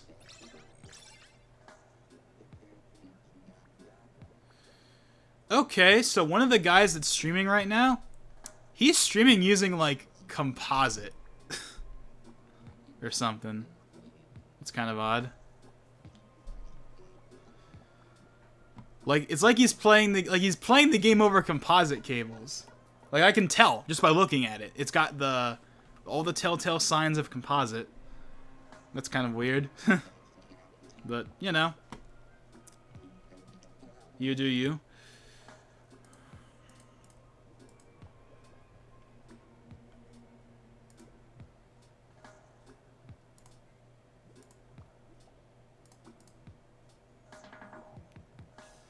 Okay, I actually have the... Okay, not to be that guy, but I actually have the best image quality of all the people streaming this game right now. Like, all 4 of us. One of them is streaming at, like, 720p, but it's, like, using composite cables for the Wii U, so, yeah. The other one's 720p, so that's probably the best one that isn't mine. And then there's another one that's, like, 768p, but it's, like, squished or something. And then mine's just 1080p 60, so, yeah. Still, it's cool that there's other people out there that are streaming this game in celebration of its anniversary. Even if it's not that many. I'm sure part of that reason is because it's on the Wii U. And people don't want to hook up their Wii U's again just to play this game, like, one last time or whatever. But I'm sure when Splatoon 2 hits its 5th anniversary, there will be way more people playing the game than this one. Even though Splatoon 3 will most certainly be out by that point. Just because the Switch was a way more popular and more used system than the Wii U was.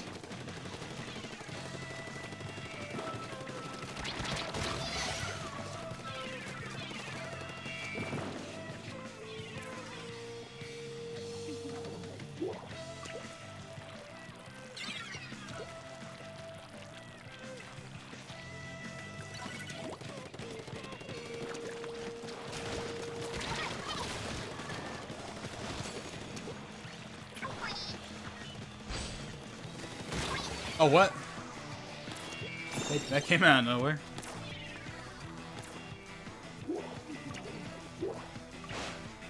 Oh, what? I tried pressing the button and it didn't work.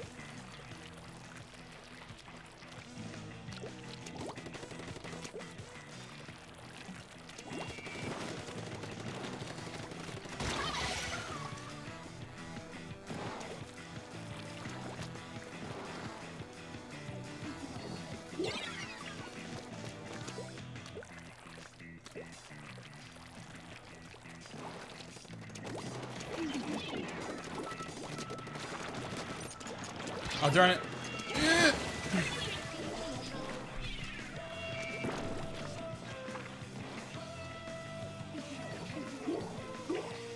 Spawn, spawn, spawn. It's not close enough, darn it.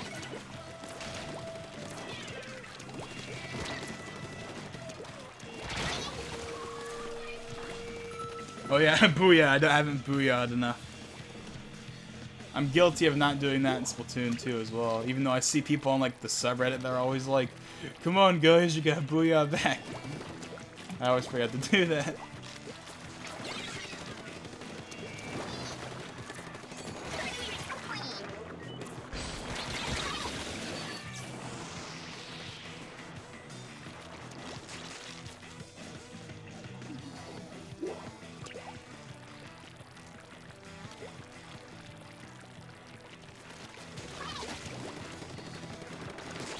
Oh my god, I was like, wait. I was wondering where he was.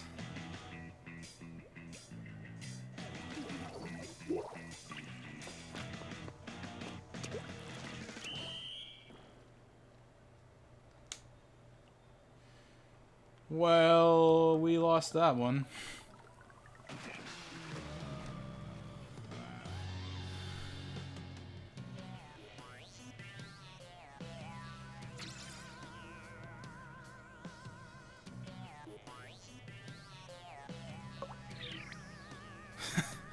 Nice. Have to say it. It's like a legal requirement when you see that number.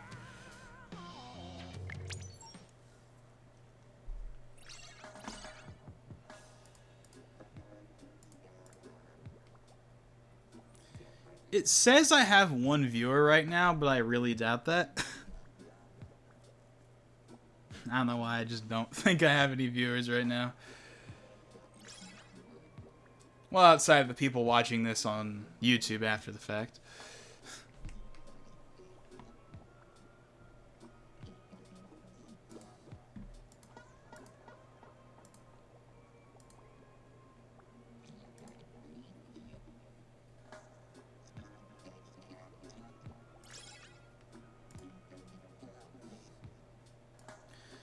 Okay, I'm actually kind of starving right now, so yeah, we really need to kind of hurry this up.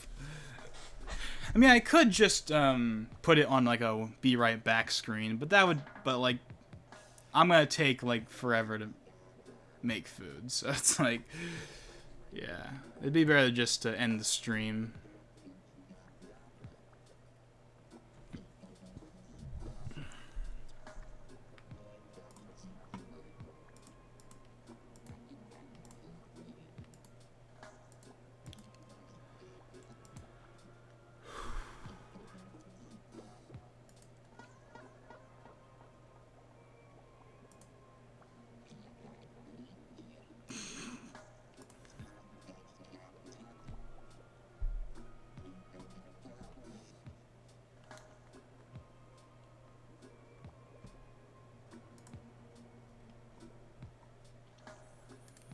It's our new driver. Nat. What's up with that guy with the question marks? His name is like on 2 levels. For some reason. Okay, so yeah, there is no new driver for this card.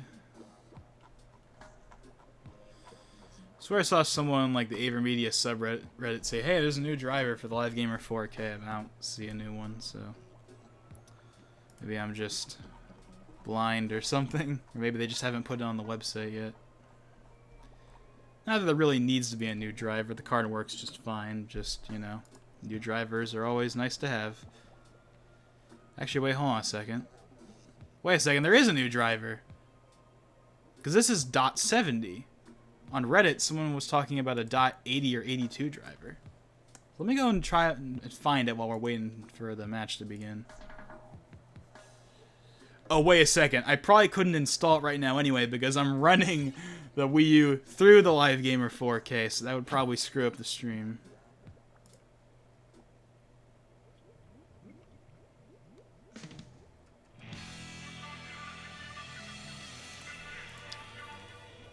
Avermedia. I know the match is like literally about to start. I just want to get up the feed so I can look at it later.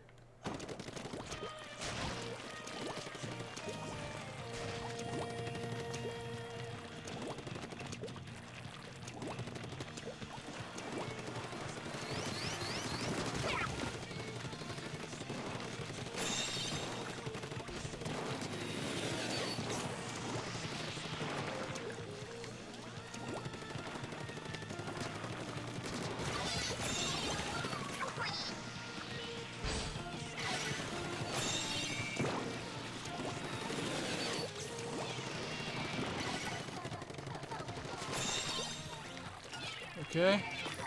Oh, I didn't mean to throw it right there.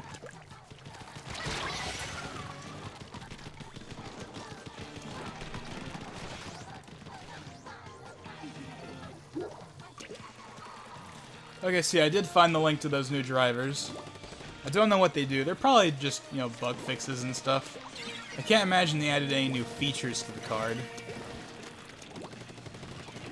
Not that there's anything really to add. I mean, the Live Gamer 4K is, as of right now, the best capture card you can basically buy, at least for, like, gaming. I know that there's, like, the Black Magic cards and stuff like that for, like, professional, like, more, like, legit professional cinema type stuff. But, like, in terms of gaming, the Live Gamer 4K is the best one from a pure capability standpoint. 4K 60 HDR, 4K 60 in full, 444 chroma, all that stuff. It can do everything, pretty much. It cannot do 444 and HDR at the same time, though. It only records HDR at 420, but considering that that's what HDMI 2.0 is pretty much limited to anyway, that's not really a knock against the card anyway, and plus, who's gonna notice if it's 420 anyway? Especially at 4K, you're not gonna notice. You won't. Trust me, you won't. I'll notice it because I pay attention, but you won't unless I specifically point it out. Like this stream, for example. This stream is at 1080p 60, right? And even though I have the capture card set to 444, you're only actually seeing 420 because the stream is only supported in 420. But does it look weird at all? No, it looks just fine. Like that's the glorious thing about chroma subsampling is that it's designed so that 99% of people will not notice the difference. Only people like me are gonna notice that, hey, right here, this yellow is slightly blurry or something. I don't know, like, or this red text is more pixelated. But like 99.9% of people are not gonna notice or care. So that's the glorious thing about chroma subsampling, even though I wish everything could just be uncompressed, but that's not the world we live in. But hey, at least I have a capture card that can do that. I can record everything at 444, even though Vegas only lets me output at like 420, I think. There is a chroma subsampling toggle in Vegas, but I can't. But it's like grayed out for some reason. So if I put in like Smash Bros footage that's recorded at 444. But if I render the video in Vegas, it'll be like 420 or 422. But I know for a fact it's not 444 because the red will be like more pixelated for some reason. It's by no means a huge deal. Like no one's gonna care in the final upload, but like just kind of something I care about. Here I am rambling on about chroma subsampling. I'm sure everyone's like, what the hell is chroma subsampling? I'm really big in the capture cards, so I can talk about chroma subsampling and all that kind of stuff like it's nothing. Whereas like most of you guys are just like, as long as the picture is sharp and clear, that's all that matters. Who cares what color depth it's at or whatever? Just give us a good-looking picture.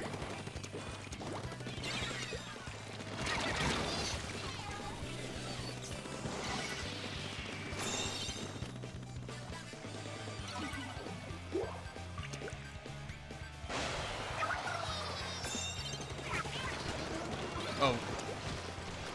I want to use that weapon. I haven't used it. Well, not weapon. Special. Whatever it's called. I haven't used that one a while as well. But I'm pretty sure that one is in Splatoon 2. Like I know I've said that a couple of times where I'm like, I'm pretty sure this thing is or is not in the game. But I'm pretty sure that that is indeed in Splatoon 2. Like, in a different form, but I'm pretty sure that is in the game in some form. But, you know, if I'm wrong, you can correct me in the comments or whatever.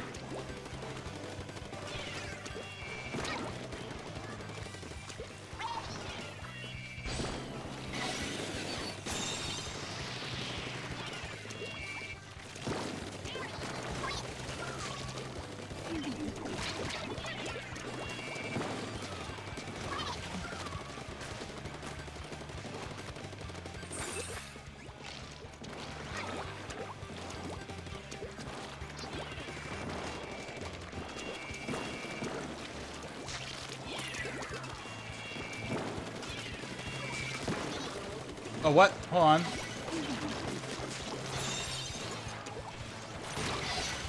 We held it for a long time, though.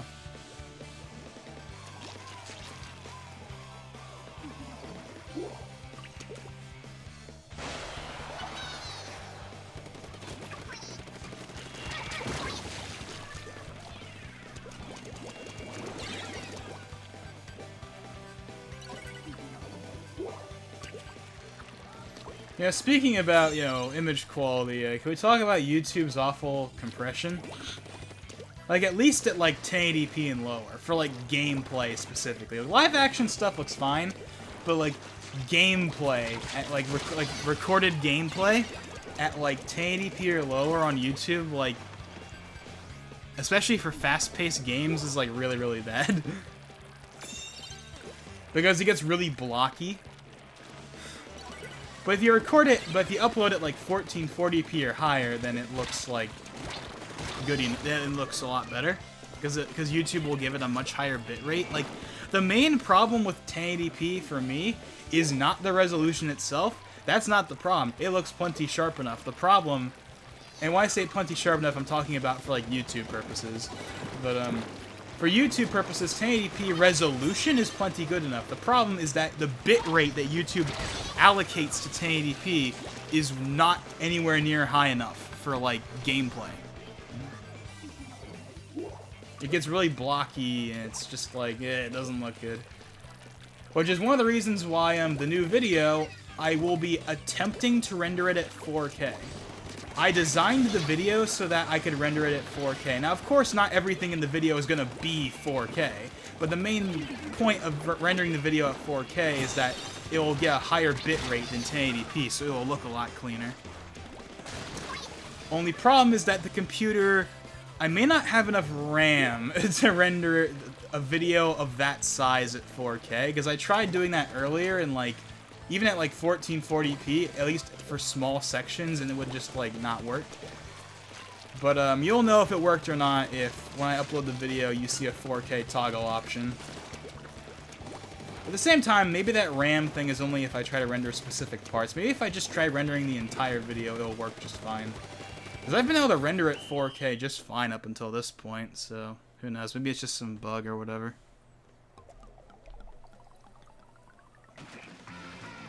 If I can't render it at 4K, though, I'll just render it at 1080p and call it a day. You know, it just is what it is. It'll probably look okay, even if it's not as high a bitrate as I'd like. We're getting there. We're getting there. So yeah, once we hit A, I'm going to probably call it. We've been streaming for an hour and 40 minutes now. I'm kind of ready to get something to eat here. Let me go ahead and grab that driver real quick. When did it come out? 2019, 2030.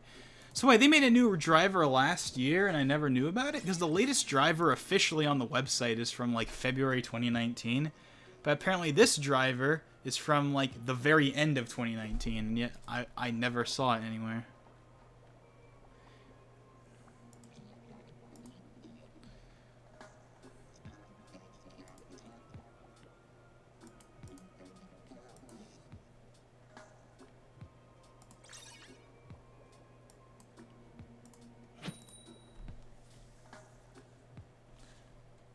I can hear the sound of the Wii U just going in the corner.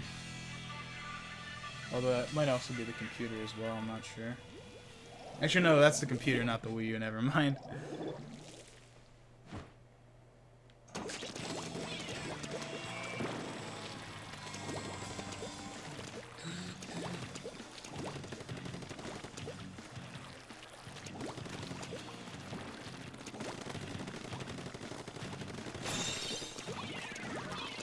Oh, darn it.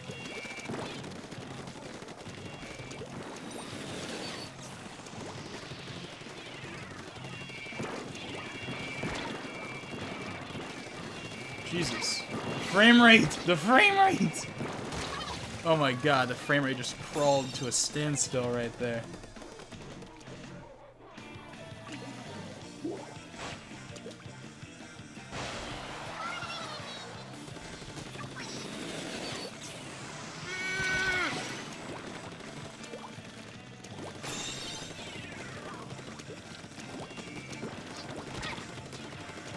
Oh darn it, if it went through the bottom I would have been able to get him.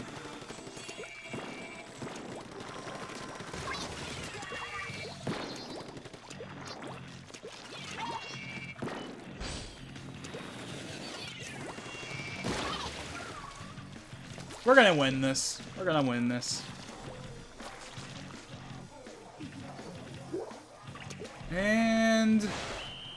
And that's the game. If anyone gets that reference, then I applaud you. It's not a super, like, deep reference either. It's like... But anyway.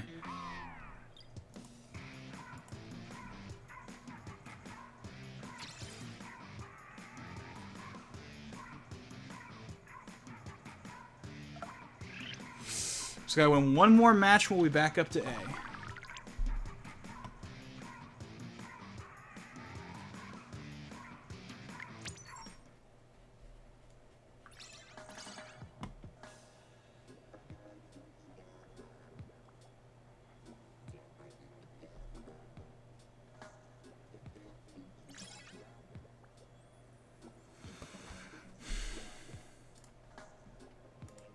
I was just about to say, is Zero streaming Definitive Edition right now? But then I just remembered that Zero is on Facebook now. But just for the heck of it, I'm gonna go and check. Let's see, Zero, Facebook Gaming, Persona 5, Royal. Oh, he's been streaming Royal! Okay. He's not streaming right now, but apparently he's been streaming Royal this entire time over on Facebook.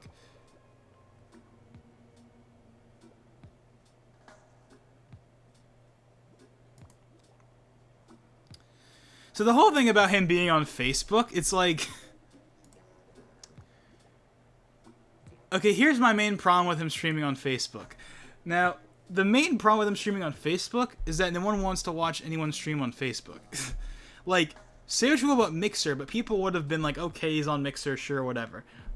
Like, I would actually watch him more if he was even on Mixer, but it's like, I'm not going to use Facebook to watch him. But, you know... It's his decision, you know. He can do whatever he wants. It's totally within his thing. And apparently he actually really enjoys streaming on Facebook because he has a more like condensed, more like, you know, an audience. Like, so I can totally understand why he would enjoy streaming on Facebook more than he would on Twitch. It's just kind of like weird to me.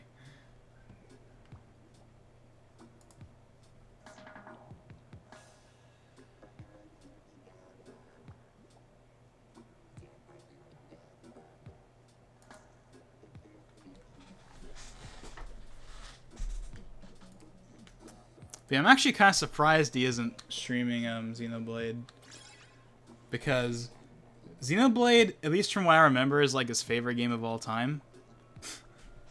So I kind of figured he'd be streaming it, like now that the remake is out. Well, is it really a remake? Well, I think it's close enough to be considered a remake, but I can totally it's like. Yeah, like I think it's a remake. At least it's more of a remake than a remaster. Like there's too many enhancements to the game for it to just be a simple like 1080p up conversion of the Wii U game. Of the Wii U game of the Wii game. You know what I mean?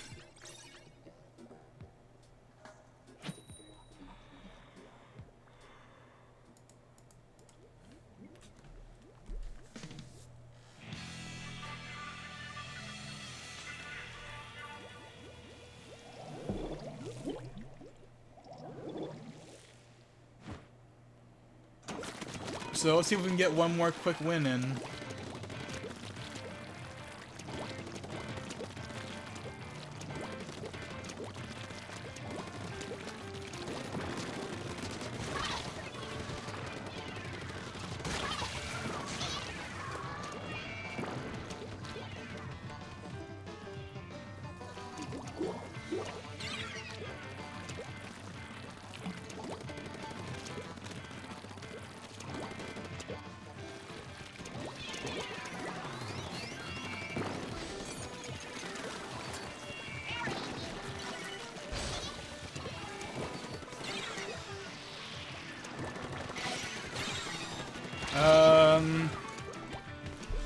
a bad feeling about this.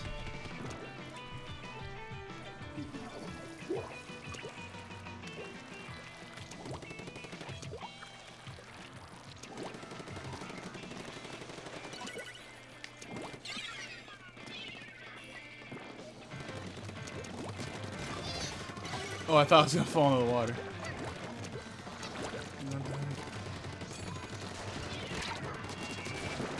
Oh, I almost got him from, like...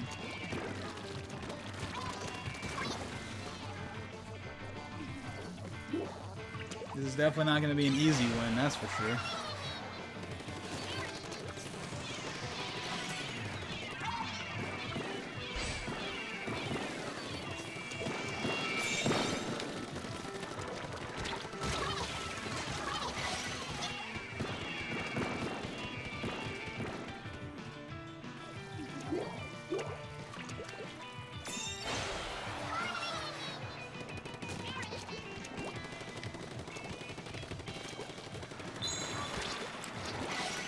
So yesterday I was talking about how, like, if I could use the gamepad in Splatoon 2, I would use it all day long.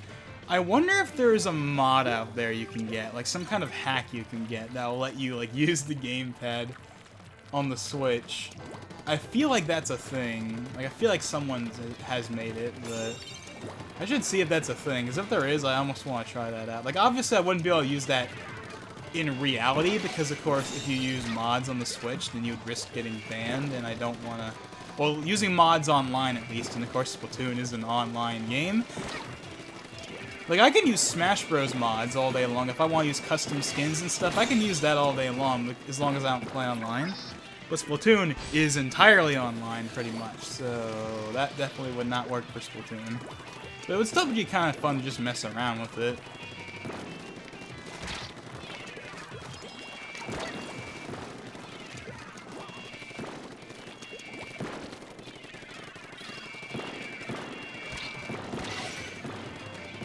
Oh god.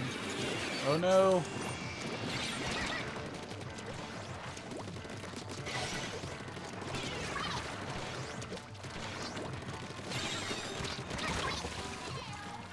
We're still ahead though. Not by much though.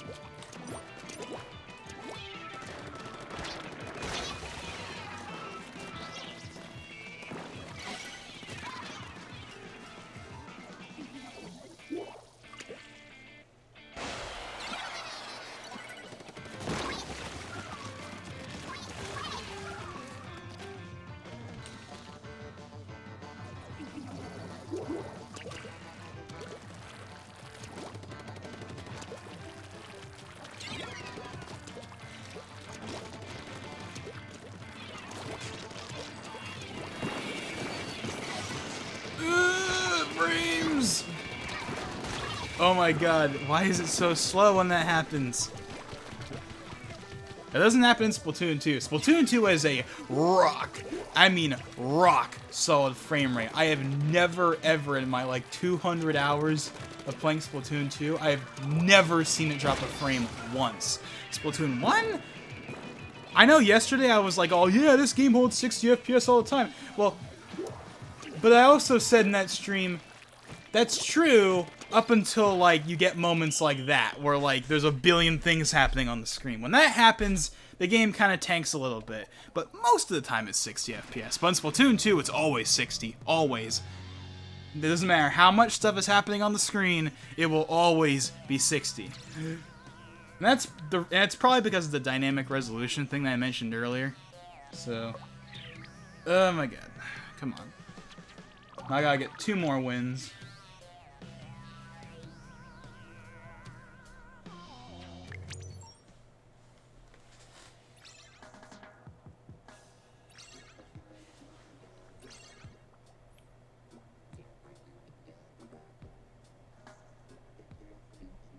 It's weird how they have that extra spot there for another stage, but that's only there because of Splatfests. Because Splatfests will actually have 3 stages. But of course, Splatfests don't happen anymore in Splatoon 1, so it's just kind of dead weight at this point to just have that spot there.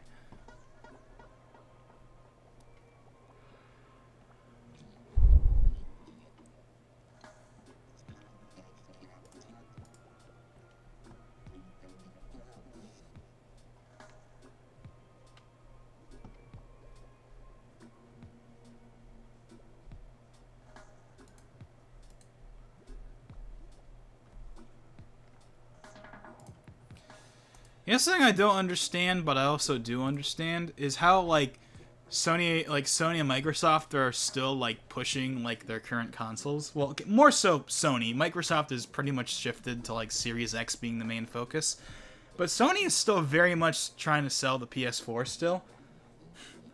And it's like, why would you buy a PS4 right now? Okay, so word of advice, if you didn't know this already, because it's common sense, do not buy a PS4 or an Xbox One right now.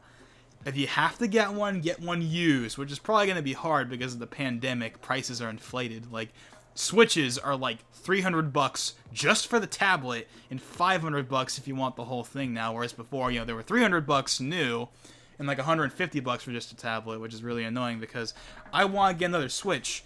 Because right now, me and my brother are sharing the same Switch. It is, quote, my Switch, because I spent my money on it back when we got it in 2017. But he uses the Switch a lot, and, you know, he needs his own Switch. So we have the money for it, but we can't buy it because the prices are ridiculous right now.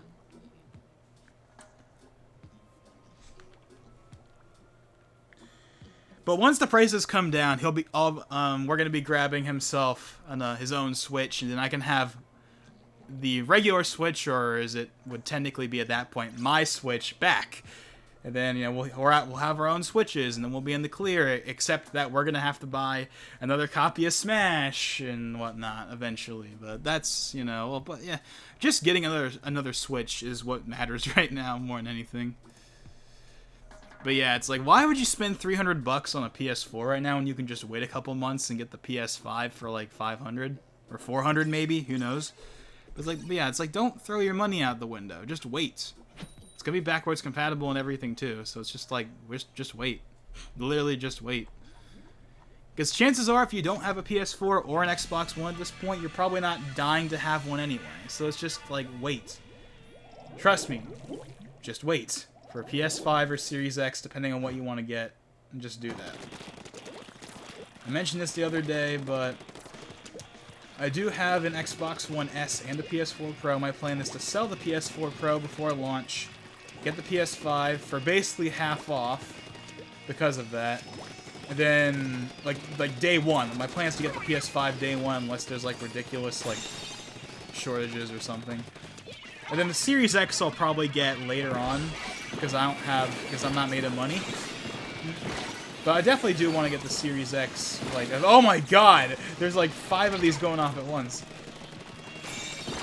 Yeah, I definitely do want to get the Series X, you know, not that much longer after I get the PS5. Like, within the next year, basically.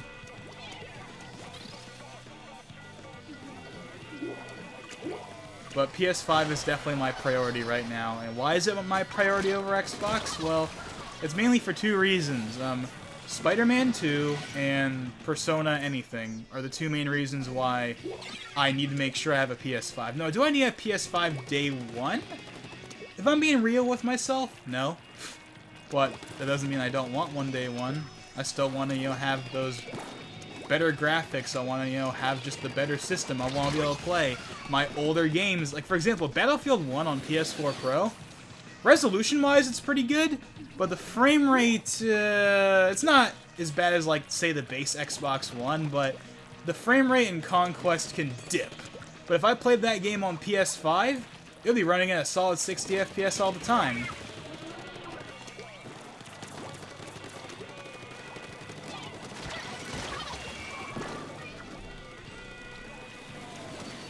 Yeah, I really am curious what the PS5 is going to look like. I don't really care what it looks like at the end of the day. but I am obviously very, very curious into how it's going to look. Because Sony has been holding it off. And the thing is, under normal circumstances, that would be pretty normal. But the problem is that Microsoft has kind of forced Sony's hand, even though not really, because Microsoft revealed the Series X way earlier than anyone was expecting. And that has in turn made people been like, hey Sony, when are you gonna reveal the PS5 already? Come on, we've known about the Series X for like 6 months now. Tell us about the PS5 already. Just show it. But if Microsoft didn't show the Series X that early, people wouldn't be complaining. But because they showed it early, it's making Sony look like they're late. Because Microsoft showed their stuff early. And I'm not complaining that they showed it early either. I'm glad that they showed the Series X at the Game Awards. In fact, the Series X was pretty much the universally agreed upon highlight of the last Game Awards, which, while I don't think it was the abomination of Satan that some people made it out to be, it was easily the worst Game Awards so far. Like, in terms of announcements at least. It was definitely the worst one so far. No Smash, although that was arguably a good thing depending on, you know, what the character would end up being, but ultimately I think that would have been a better idea to reveal both of the Game Awards regardless. And then obviously, you know, Zelda. People were expecting us to see Zelda, because Zelda has been a staple of the Game Awards for years. They show Zelda. And we didn't get to see Zelda. And then, you know, just in general, there wasn't that much other announcements, so yeah. But, you know, the Game Awards 2019 is long behind us, and it doesn't really matter at this point.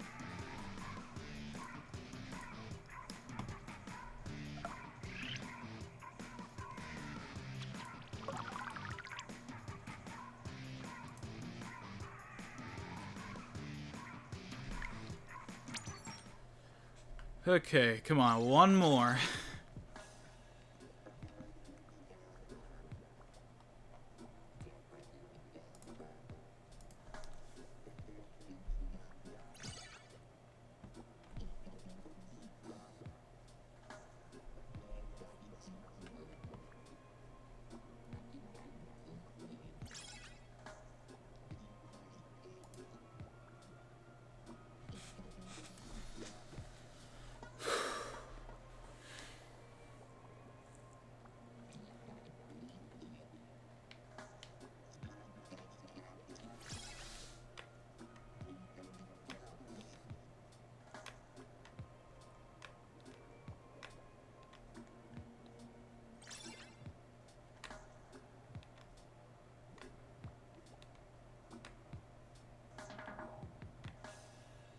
Playing the minigame on the gamepad right now while I'm waiting.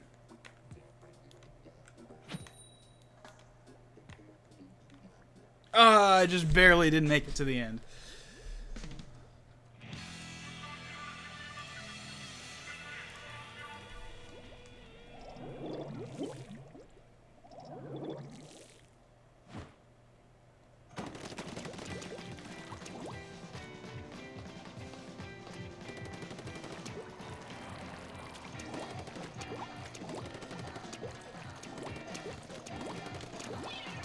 Not sure if you've noticed, but the trees, when you like hit them with ink, they're like a lower frame rate. Okay, right now they're fine. Maybe it's just like the further away you are, they're like lower. Or maybe it's just because stuff was happening on the screen earlier, so I don't know. For some reason it looked like they were lower frame rate earlier.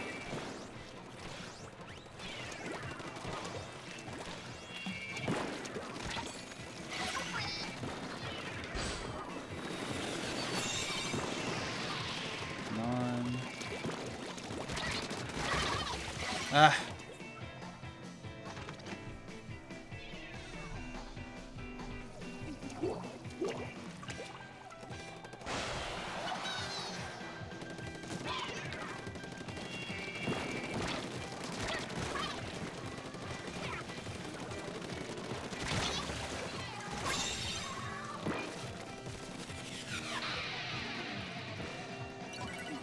Oh, darn it, everyone's dead.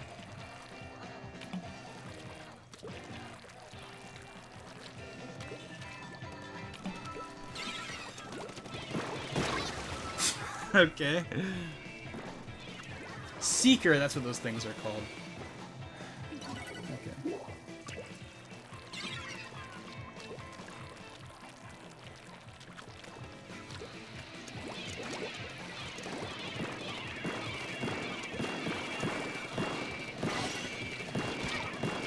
Oh my god. That one guy that's just throwing out the bombs is killing the frame rate.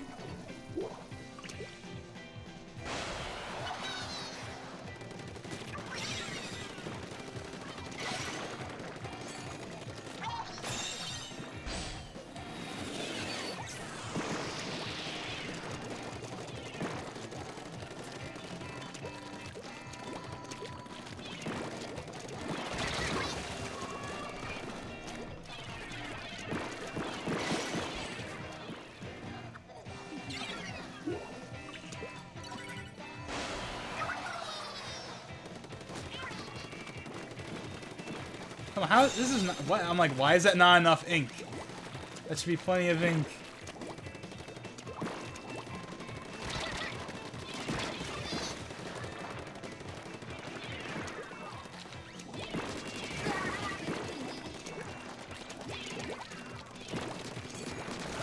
Okay. We're going.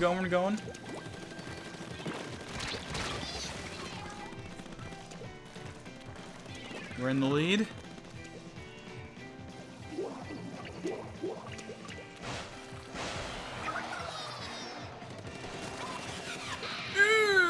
I'm barely avoiding those.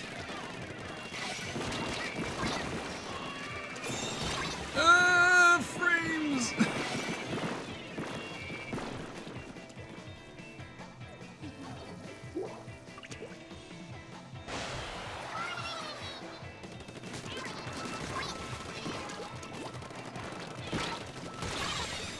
Oh my god, we were so close. I mean, we're still in the lead, but now we gotta, like, go through all of that.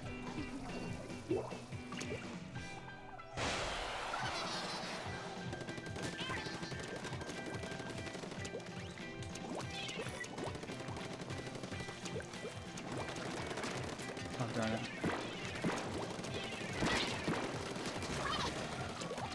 Oh!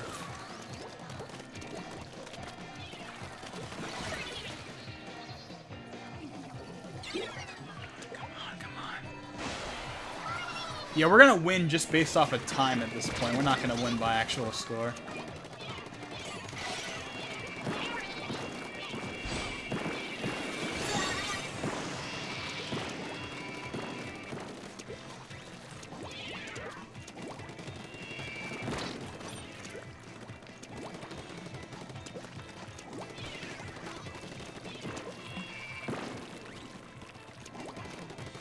Actually, hold on, we might be able to make it.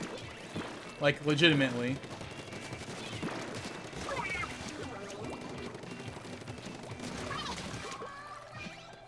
Look, 4, 3, 2, 1. Look at the, oh my god, that timing.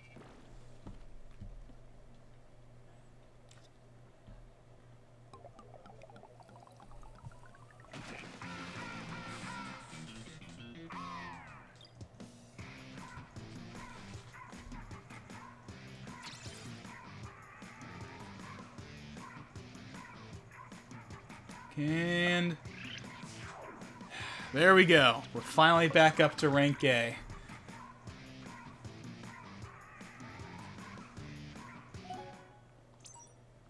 So so hot. Okay, so I think we're gonna call it for a stream right now. So yeah, I wish I could have had my friend in here, but it was definitely really nice coming back to this game. Probably for the first time, yeah, the first time in, like, years, pretty much. At least for, like, any real standpoint. I'll probably play some more of this game later, just kind of, you know, by myself, offline, without streaming, but yeah, definitely was nice to play this game again. Really love the gamepad. I love using the gamepad for this game, seriously. If Nintendo sold an accessory that made the gamepad compatible, I'd buy it. I'd totally buy that. Oh yeah, like, they're like pictures. Yeah, look at that nice high quality image. You're obviously not meant to, like, zoom in on them like that, but it's just kind of funny how they're like textures. That one's actually a real model. Yeah, these are like Famicom looking like boxes. They're like, you know, they're supposed to look like that. But anyway, yeah, so that was Splatoon 1. So that was definitely quite a bit of fun. Wish I could have had some friends on here to make it more fun, but yeah, I definitely enjoyed streaming this. It's, you know, I definitely want to stream more often. But when I do stream, I want to have something to talk about, because I don't want to just sit there and just, you know, be like this. You know, just be dead silent for like 30 minutes. Like, people don't want to watch that. So if I am going to stream, I do want to make sure I have something to talk about, or if I have a friend on here or something. But yeah, so Splatoon 1. So yeah, happy birthday, Splatoon. You know, can't wait for the next 5, 10, 15 years, you know. I'll be there for Splatoon 3, 4, 5, you know, however long this franchise goes on for. So yeah, anyways, yeah, so if you've made it to the end of the YouTube video, if you're watching this on YouTube, then again, thank you for watching this video. Yeah, so this is Logan589XP. Now, see you guys next time.